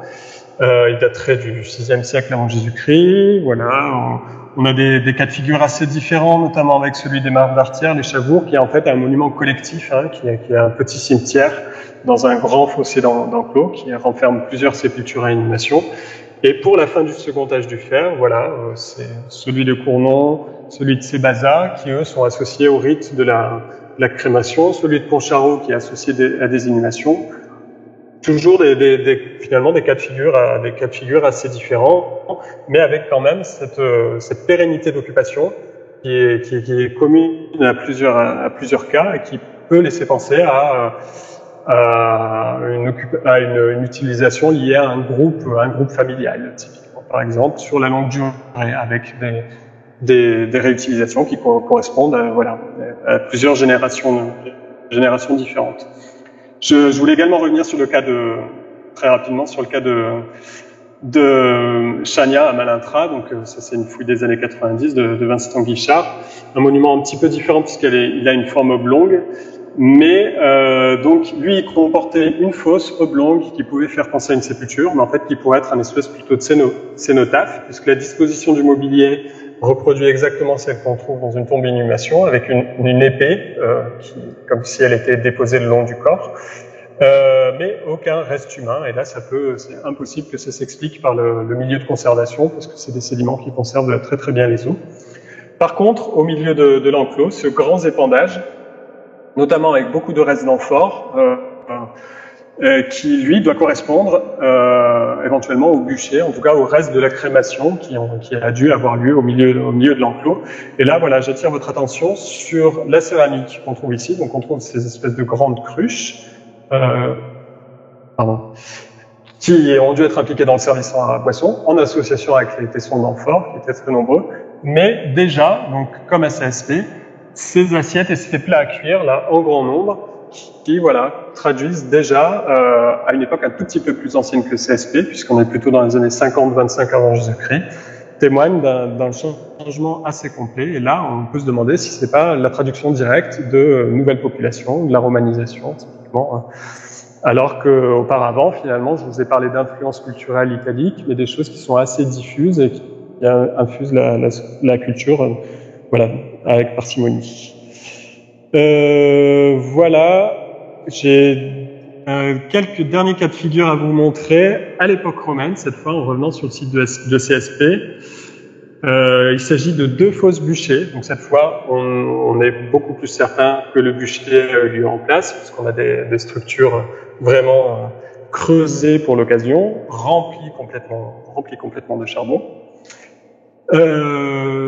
Voilà, je passe assez vite. Donc la céramique qui vient de ces ensembles. Là encore, voilà, on a une image qui est très différente de ce qu'on avait à l'époque gauloise, avec plus de formes basses. Et à nouveau, encore une fois, même s'ils sont pas prédominants, ces plats à cuire qu'on retrouve dans les 2 structures et en plusieurs exemplaires à chaque fois. Voilà, je passe très vite là-dessus. Là, j'ai encore une fois fait la comparaison avec le site de Cebaza, dont la céramique avait été étudiée par un collègue, là, pour l'époque romaine, Silvino. Et donc, pour cette période, donc, on est à la fin du Haut-Empire, à la fin du IIe siècle de notre ère. On a vraiment ces similarités avec, encore une fois, ces plats à cuire, là, qu'on retrouve dans chaque ensemble, tout le temps, et quelque chose qui est complètement différent de ce qu'on avait à l'époque gauloise. Donc, encore une fois, je reviens sur le référentiel de Coran, qui m'a permis d'aborder ça de manière un petit peu plus précise, en comparant ces distributions fonctionnelles de cette série d'ensembles, en prenant, voilà, ça a fait l'objet d'une petite synthèse régionale dans le congrès de la SFECAG qui s'est tenu à Clermont-Ferrand. La SFECAG, c'est la grande messe des céramologues en Gaule. Donc, on a eu la chance de l'accueillir en 2022 à Clermont-Ferrand, et j'ai eu l'occasion de d'essayer ce petit essai d'analyse en prenant en compte différents ensembles funéraires et en les comparant au référentiel de Coran. Et voilà, donc avec cette synthèse qui met bien en évidence avec le site de Cournon le pas qui est franchi entre l'époque gauloise et l'époque romaine. Voilà, mais je m'arrête ici. Donc voilà, moi cet exposé, c'était surtout pour vous communiquer un petit peu la richesse de l'archéologie à Arverne et la place prépondérante que tient le site de Coran. Donc ça tient à la richesse du site, qui est vraiment la richesse inhérente au site, mais également à la masse de données qui a été collectée par Mathieu Pou. Mais il faut savoir, voilà, moi je me suis cantonné sur une petite période chronologique, mais cet exercice de confrontation finalement entre Coran et le reste de l'archéologie à Arverne, on aurait pu le mener également pour des périodes beaucoup plus anciennes. Je pense au premier âge du fer, au bronze final, c'est-à-dire vers 1000 avant Jésus-Christ, où on a une agglomération très importante qui se développe sur le site de Coran, mais également au néolithique. Voilà, toutes ces périodes qui constituent des dossiers très très épais et avec des questions vraiment fascinantes pour l'archéologie. Voilà, merci de votre attention.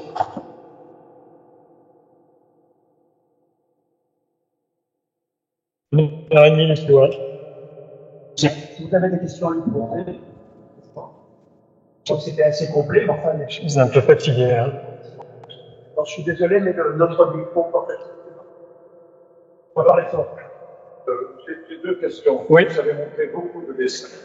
Très bien fait. Et je me suis retenu encore. On va voir quelques photos des objets entiers. Ah oui. On en a vu quelques-uns au passage. Et la deuxième question, c'est dans votre typologie sur le Coran. J'ai l'impression, d'après vos dessins, que vous avez pris compte seulement de la forme, ou est-ce que vous avez pris compte des matières, des différentes céramiques, etc. Eh ben, alors, oui, les photos, hélas, quand on... Bon, vous en aurez quelques-unes si vous feuilletez ma thèse. D'ailleurs, j'aurais pu la faire passer pendant quelque chose que je peux faire toujours, si jamais vous voulez y jeter un œil. Je peux commencer le tour par là. Finalement, on n'en prend pas forcément tant que ça dans le cadre des études. Et les photos qui valent le plus le coup, c'est les récipients complets. Donc évidemment, ça me manque toujours un petit peu. Donc malheureusement, effectivement, ça aurait mérité d'agrémenter un peu plus. Après, pour la deuxième question, oui, alors justement les caractéristiques techniques, c'est-à-dire tout ce qui n'est pas strictement la forme, ça va être la nature de la pâte, si elle est plutôt grossière, si elle contient, on va dire, des inclusions sableuses typiquement, ou au contraire si elle est très très fine, ce qui change ses propriétés réfractaires, ce qui change la manière dont on la façonne. Il va y avoir la manière dont c'est cuit, ça va influer sur la dureté de la pâte, également sur sa couleur, également sur sa porosité, voilà, ce genre de choses. Il va y avoir les traitements de surface, très importants. Ils peuvent avoir vocation à rendre les surfaces très très lisses, c'est-à-dire anti-adhésives. Ils peuvent, au contraire, avoir vocation à rendre les surfaces adhérentes, à faire en sorte que ça tienne bien en main. Il y a toutes ces choses qui sont un peu à la jonction vraiment de la technologie, de l'analyse des savoir-faire, ou au contraire, on pourrait dire de l'ergonomie, de tout ce qui va être lié à l'utilisation.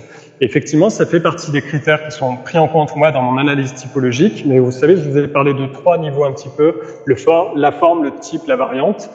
Bon, et ben justement, ces critères, qui sont pas uniquement morphotypologiques, ils interviennent plutôt dans la distinction des formes entre eux sur le premier niveau. Et c'est ça qui va me permettre, finalement, de distinguer, peut-être, on va dire, un point à cuire d'un vase, que j'appelle un vase, c'est-à-dire un vase à boisson. Quand on voit que le dessin, ils peuvent se ressembler, voire être des formes à peu près analogues, mais c'est justement ces caractéristiques techniques qui permettent vraiment de les distinguer. Parce qu'ils n'ont pas été fabriqués de la même façon et parce que c'était lié à des usages différents par la suite. Donc oui, c'est des questions qui interviennent vraiment. Je peux revenir sur le cas de ces patinas que je vous ai montré, ces plats à cuire. Je vous ai montré les exemples en enduit rouge à interne. Ça, c'est le système italique.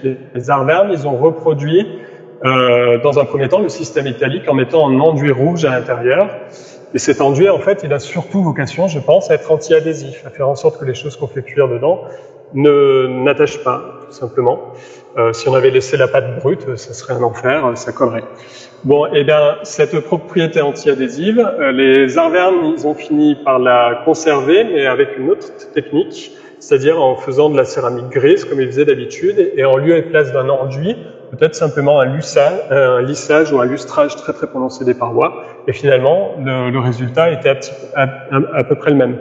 Si bien que, au bout d'un moment, dans ce cas-là, eh ben, on est bien en peine de dire s'il s'agit toujours d'un récipient à cuire, hein, est-ce qu'on n'a pas vraiment, ou alors est-ce qu'on a changé de fonction, en changeant un petit peu en tout cas, on a gardé cet aspect anti-adhésif. Donc oui, c'est des critères qui interviennent vraiment dans la classification. Ouais.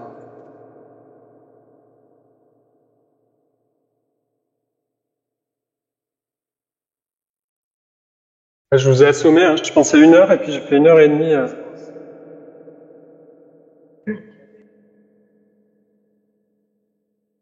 Ouais. Gandaïa, oui, surtout. Alors, bon, alors ces vases peints décorés, donc, qui sont très caractéristiques d'une période assez restreinte dans le 2e siècle avant Jésus-Christ, à Coran, ça n'existe quasiment plus. Je vous en ai montré un petit peu, oui, il y en a encore un petit peu dans les horizons les plus anciens. Après, ça traîne sous forme de tessons erratiques. On peut toujours trouver des choses anciennes dans des ensembles assez récents.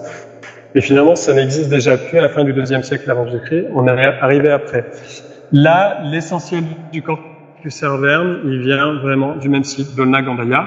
Et maintenant, je peux en parler un petit peu mieux, parce que j'ai conduit une opération donc à la fin de l'année dernière, surtout à l'automne, à l'est de l'agglomération d'Olna, donc un secteur qui était peu investigué jusque-là, où on a, alors c'est pas aussi riche que les précédentes interventions, mais on a quelques nouvelles trouvailles avec ces céramiques peintes, et ça confirme le fait que elles sont abondantes, surtout quand on se trouve vraiment sur le site de Gandaïa.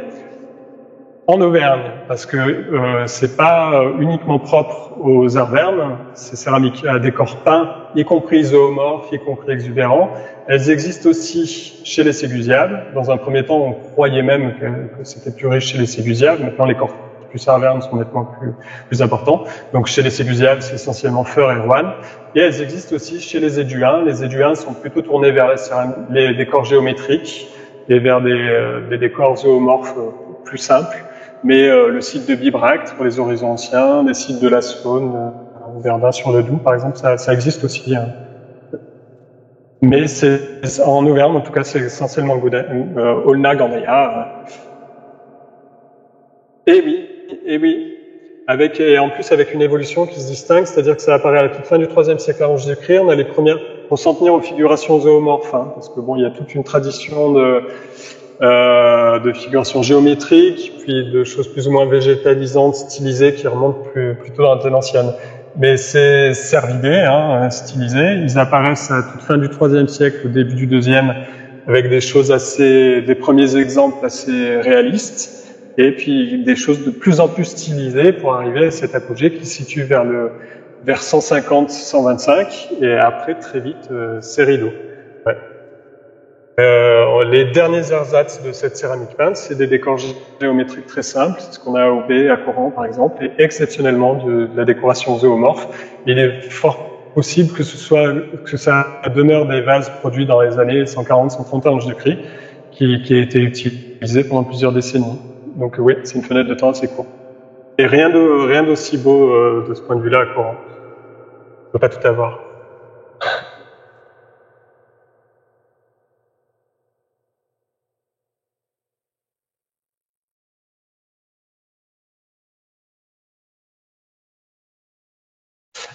Eh ben, ouais, c'est toujours assez dur à dire, mais ce qui est quand même à peu près certain, c'est qu'elle doit être relativement faible. C'est quelque chose qu'on renouvelle assez fréquemment.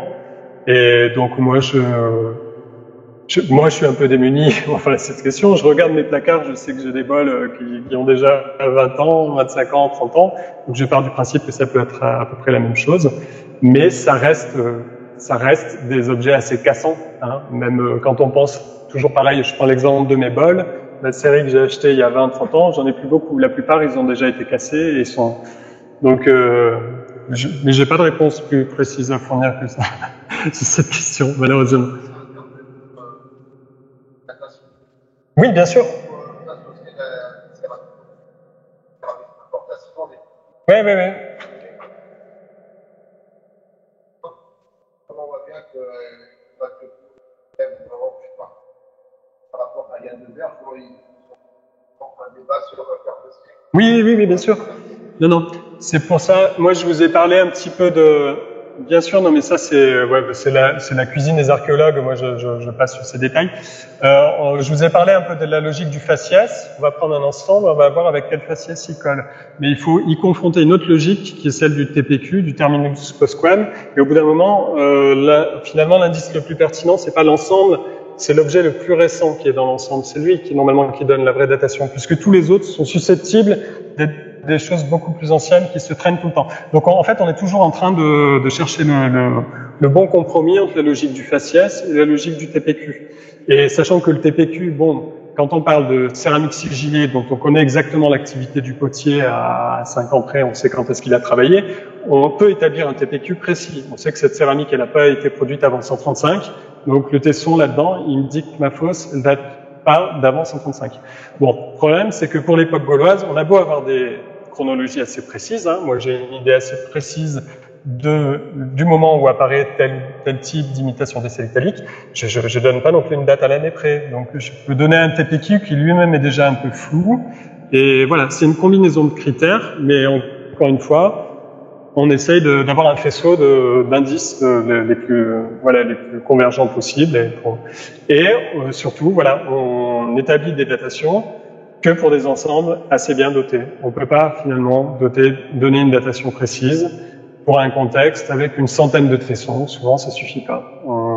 On peut vraiment aller dans de la précision chronologique quand on a beaucoup plus, justement pour éliminer le risque que le critère sur lequel on se base, il soit beaucoup plus ancien que le contexte qu'on est en train de dater.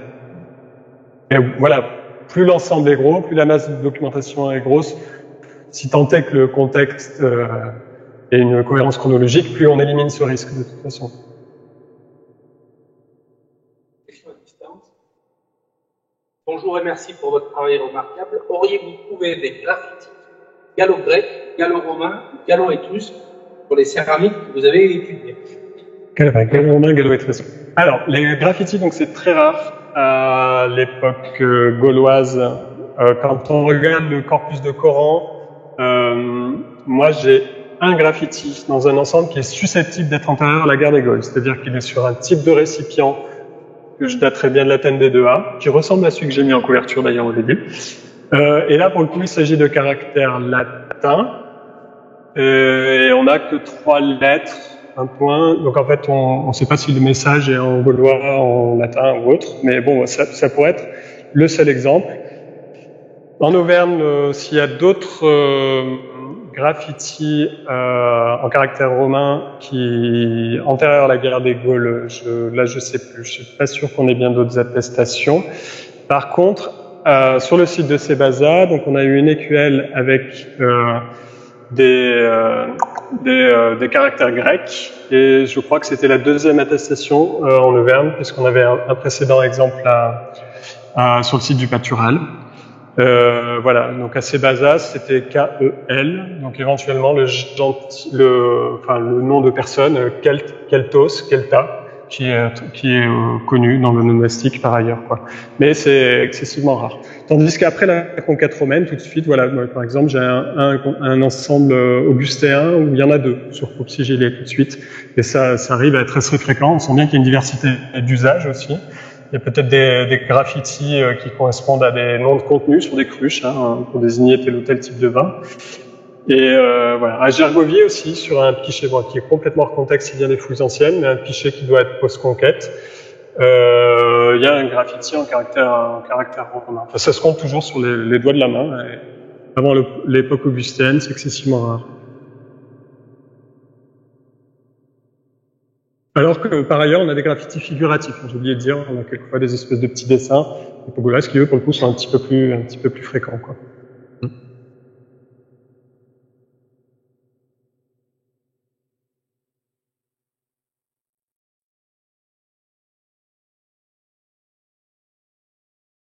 Alors, les lieux de fabrication, les caractérisent surtout par des fours. Hein. On sait on est sur un atelier, surtout quand on a un four, c'est la structure la plus caractéristique. Après, dans l'orbite du four, on peut avoir des fosses de préparation d'argile, des fosses de tour, voilà, mais bon, l'interprétation est plus délicate. C'est surtout le four. Les fours d'époque gauloise, donc on en connaît pour le 3e, 2e siècle avant Jésus-Christ, un petit peu en Auvergne, donc à Clermont-Ferrand, à Beaumont, si je dis pas de bêtises, ou Romagnac, je sais plus. J'ai peur de me tromper. Pour l'époque strictement contemporaine de Coran, hein, la fin du 2e siècle avant Jésus-Christ, le début du 1er siècle avant Jésus-Christ, non, on les connaît pas. Et d'ailleurs, moi, quand je suis allé au B, c'était un petit peu dans l'idée d'essayer de les trouver. On a fait faire des prospections géophysiques, je vous ai pas montré non plus, parce que au final, ça s'est révélé peu porteur. Il y a quelques indices, hein, il y a des ratés de cuisson qui traînent par-ci par-là. Mais les ratés de cuisson, c'est pas une preuve indiscutable. Parfois, dans les ensembles domestiques, il peut y avoir une cloque, une bulle qui traîne, ça arrive aussi. Donc, moi, on peut supposer qu'il y ait des ateliers pas loin de Coran pour desservir, pour contenter la demande de l'agglomération de Coran, qui devait être importante. Mais pour le moment, on les connaît pas. Par contre, après, on les connaît donc à Gondol, à partir des années 80, 70 avant Jésus-Christ. Donc on a des ateliers très importants qui deviennent encore plus importants dans la seconde moitié du 1er siècle avant Jésus-Christ. Et ensuite à Coran, donc je vous ai parlé de l'atelier d'époque augustéenne, hein, qui doit démarrer vers moins 40 ou moins 30. Il n'est pas isolé complètement, puisque sur le site du B, je vous en ai pas parlé non plus, mais aussi il y a une production d'époque contemporaine, hein, avec une fosse avec des ratés de cuisson. On n'a pas le four, mais il y a suffisamment de ratés de cuisson. Et dans le même temps, sur le site du Lot, on a également une production précoce qui va dater d'époque augustéenne et qui, elle, va se pérenniser au cours du Haut Empire jusqu'à la fin du 2e siècle après Jésus-Christ avec les ateliers de Siginé. Donc il y a une histoire, de toute façon, il y a une tradition potière strictement dans le coin qui démarre au plus tard à l'époque augustéenne, mais il y a quelque chose vraiment à trouver encore. On ne connaît pas... Pardon ? Ouais. Ben, Gondol pour le moment, pour le pré-conquête, ouais. Pour la TND1, D2, c'est Gondol. À ma connaissance, après, par contre, il est possible, il y a plein de données. Eh ben, l'atelier. Alors oui, non. Pour l'époque, on va dire, de la ville, hein, de la TND1 et de la TND2A, non. Pour le moment, il y a aucun indice d'activité potière. Ouais, oui. Oui, alors l'atelier de potier d'époque augustéenne, il y a quand même un sanctuaire et il y a des habitats à cette époque, hein, sur le plateau. Bon, il se situe quand même près du stade, donc il est quand même déjà peut-être un petit peu en marge, et peut-être que si on allait vraiment chercher sur les marges, un peu à l'écart des zones d'habitat,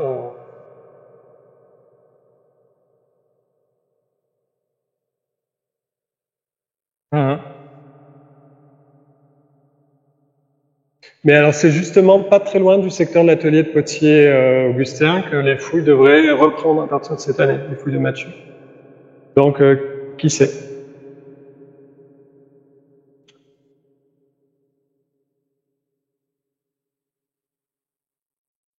Alors on peut pas en avoir la certitude.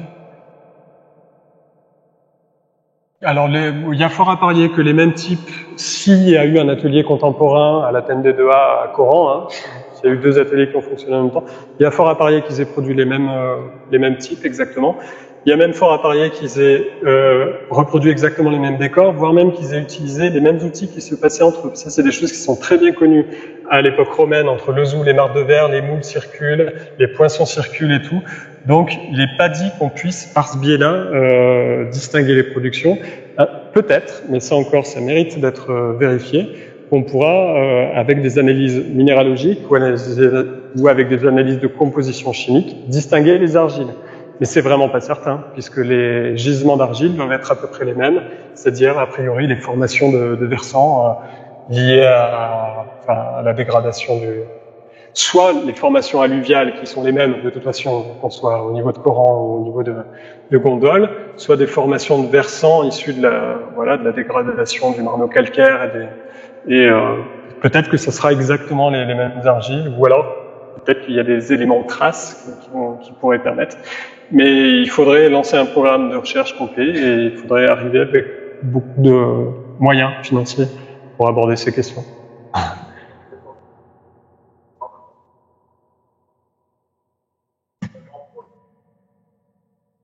Oui, sûrement. Mais oui, peut-être. Mais l'atelier de Coran également, donc l'emprise de fouille est grande, comme la moitié de la pièce. Il y a un four, il y avait une bonne quinzaine de milliers de restes, quand même, c'était extrêmement dense, c'était extrêmement riche en céramique. Et là, pour le coup, on peine à identifier ces productions. On ne sait pas si ces productions étaient vraiment diffusées. L'exemple que je vous ai montré, dont je suis à peu près certain que c'est une production de Coran, en Auvergne, il y en a que deux. Il y en a qu'un autre ailleurs. Et alors que c'est des choses assez caractéristiques, les ensembles contemporains, on les connaît. À Clermont-Ferrand, a priori, ça démarre pas mal à la fin de l'époque augustéenne ou l'époque tibérienne. On pourrait en trouver. Moi, dès qu'il y a des choses qui sortent, je vais voir. Il y en a pas. Par contre, là, peut-être, donc là c'est un scoop, mais peut-être qu'à Tintignac, on m'a fait passer l'info, il y a peut-être une de ces productions qui est arrivée jusque là-bas, quoi. Mais c'est vraiment pas évident d'aborder la diffusion de ces productions.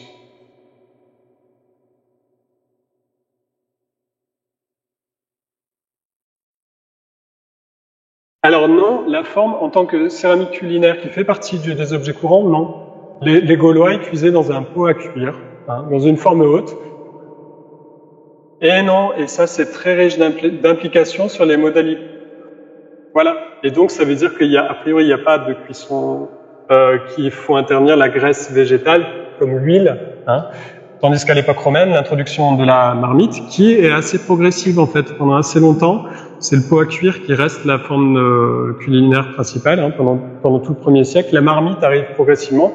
Elle peut traduire également l'introduction de l'huile de cuisson qui est importée, pour le coup, plutôt d'Espagne à cette époque. Mais, ouais. Ils auraient pu, ouais. Mais, il y a plusieurs usages qui sont envisagés, notamment celui, peut-être dans des fours, pour ces plats, ou alors sur la braise, donc avec Ouais, mais pas à flamme vive, je crois que c'est ce qui est plutôt envisagé. Mais alors là, c'est pareil, savoir si ces plats à cuire, dans quelle mesure ils étaient vraiment utilisés comme des plats culinaires. Ce qu'il faudrait, c'est vraiment pouvoir observer des traces de feu, des traces de cuisson. Là, en l'occurrence, ces plats, on les connaît en masse à gondole. On est en contexte de production artisanale, donc on peut pas savoir, parce que la plupart n'ont pas vraiment été utilisés, c'est des ratés de cuisson. Après, quand on en découvre d'autres en contexte funéraire, c'est pas non plus vraiment probant, puisque quand on est sur un bûcher, on sait bien que le feu avait une autre origine. Et là, en fait, il manque encore beaucoup de documentation. Il faudrait vraiment en trouver un contexte domestique ailleurs, pour bien vérifier qu'à chaque fois, on s'en est vraiment servi pour cuire.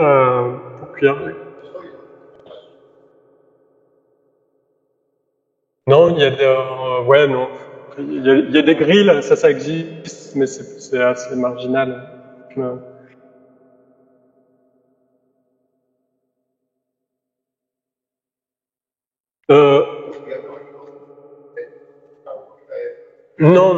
pas, non, ça me dit rien. Ouais.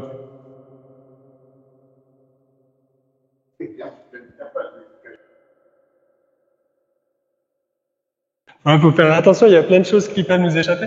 Alors, par exemple, sur le site de Gondole, il y a quelque chose d'assez atypique qui a été trouvé, c'est un four de type Pandore. Vous voyez les fours à tandoori, indiens. Et il y en a un à Gondole, donc c'est une structure excavée avec une ouverture par le côté, avec juste une ouverture par le dessus.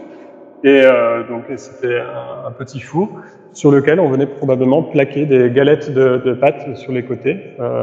Et c'est pas un cas complètement isolé en Auvergne, puisqu'il y a une structure similaire, mais pour le coup portative, qui avait été trouvée dans le département de l'Allier, à la Ferté-aux-Trives, qui est un peu plus ancienne, qui vient du 3e, 2e siècle avant Jésus-Christ. Donc une structure en argile, en terre crue, qui a cuit à l'utilisation, sur une structure de clayonnage, et quelque chose de portatif, qui a été retrouvé cassé en kit, et qui était peut-être également un récipient culinaire. Donc il faut toujours avoir conscience de tout ce qui a complètement disparu, hein, tout ce qu'on connaît pas, quoi. Et on peut vous offrir un petit verre de Coran. Vous pouvez le regarder. C'est bon, hein? Alors n'oubliez pas le 5 juillet, conférence sur la géologie.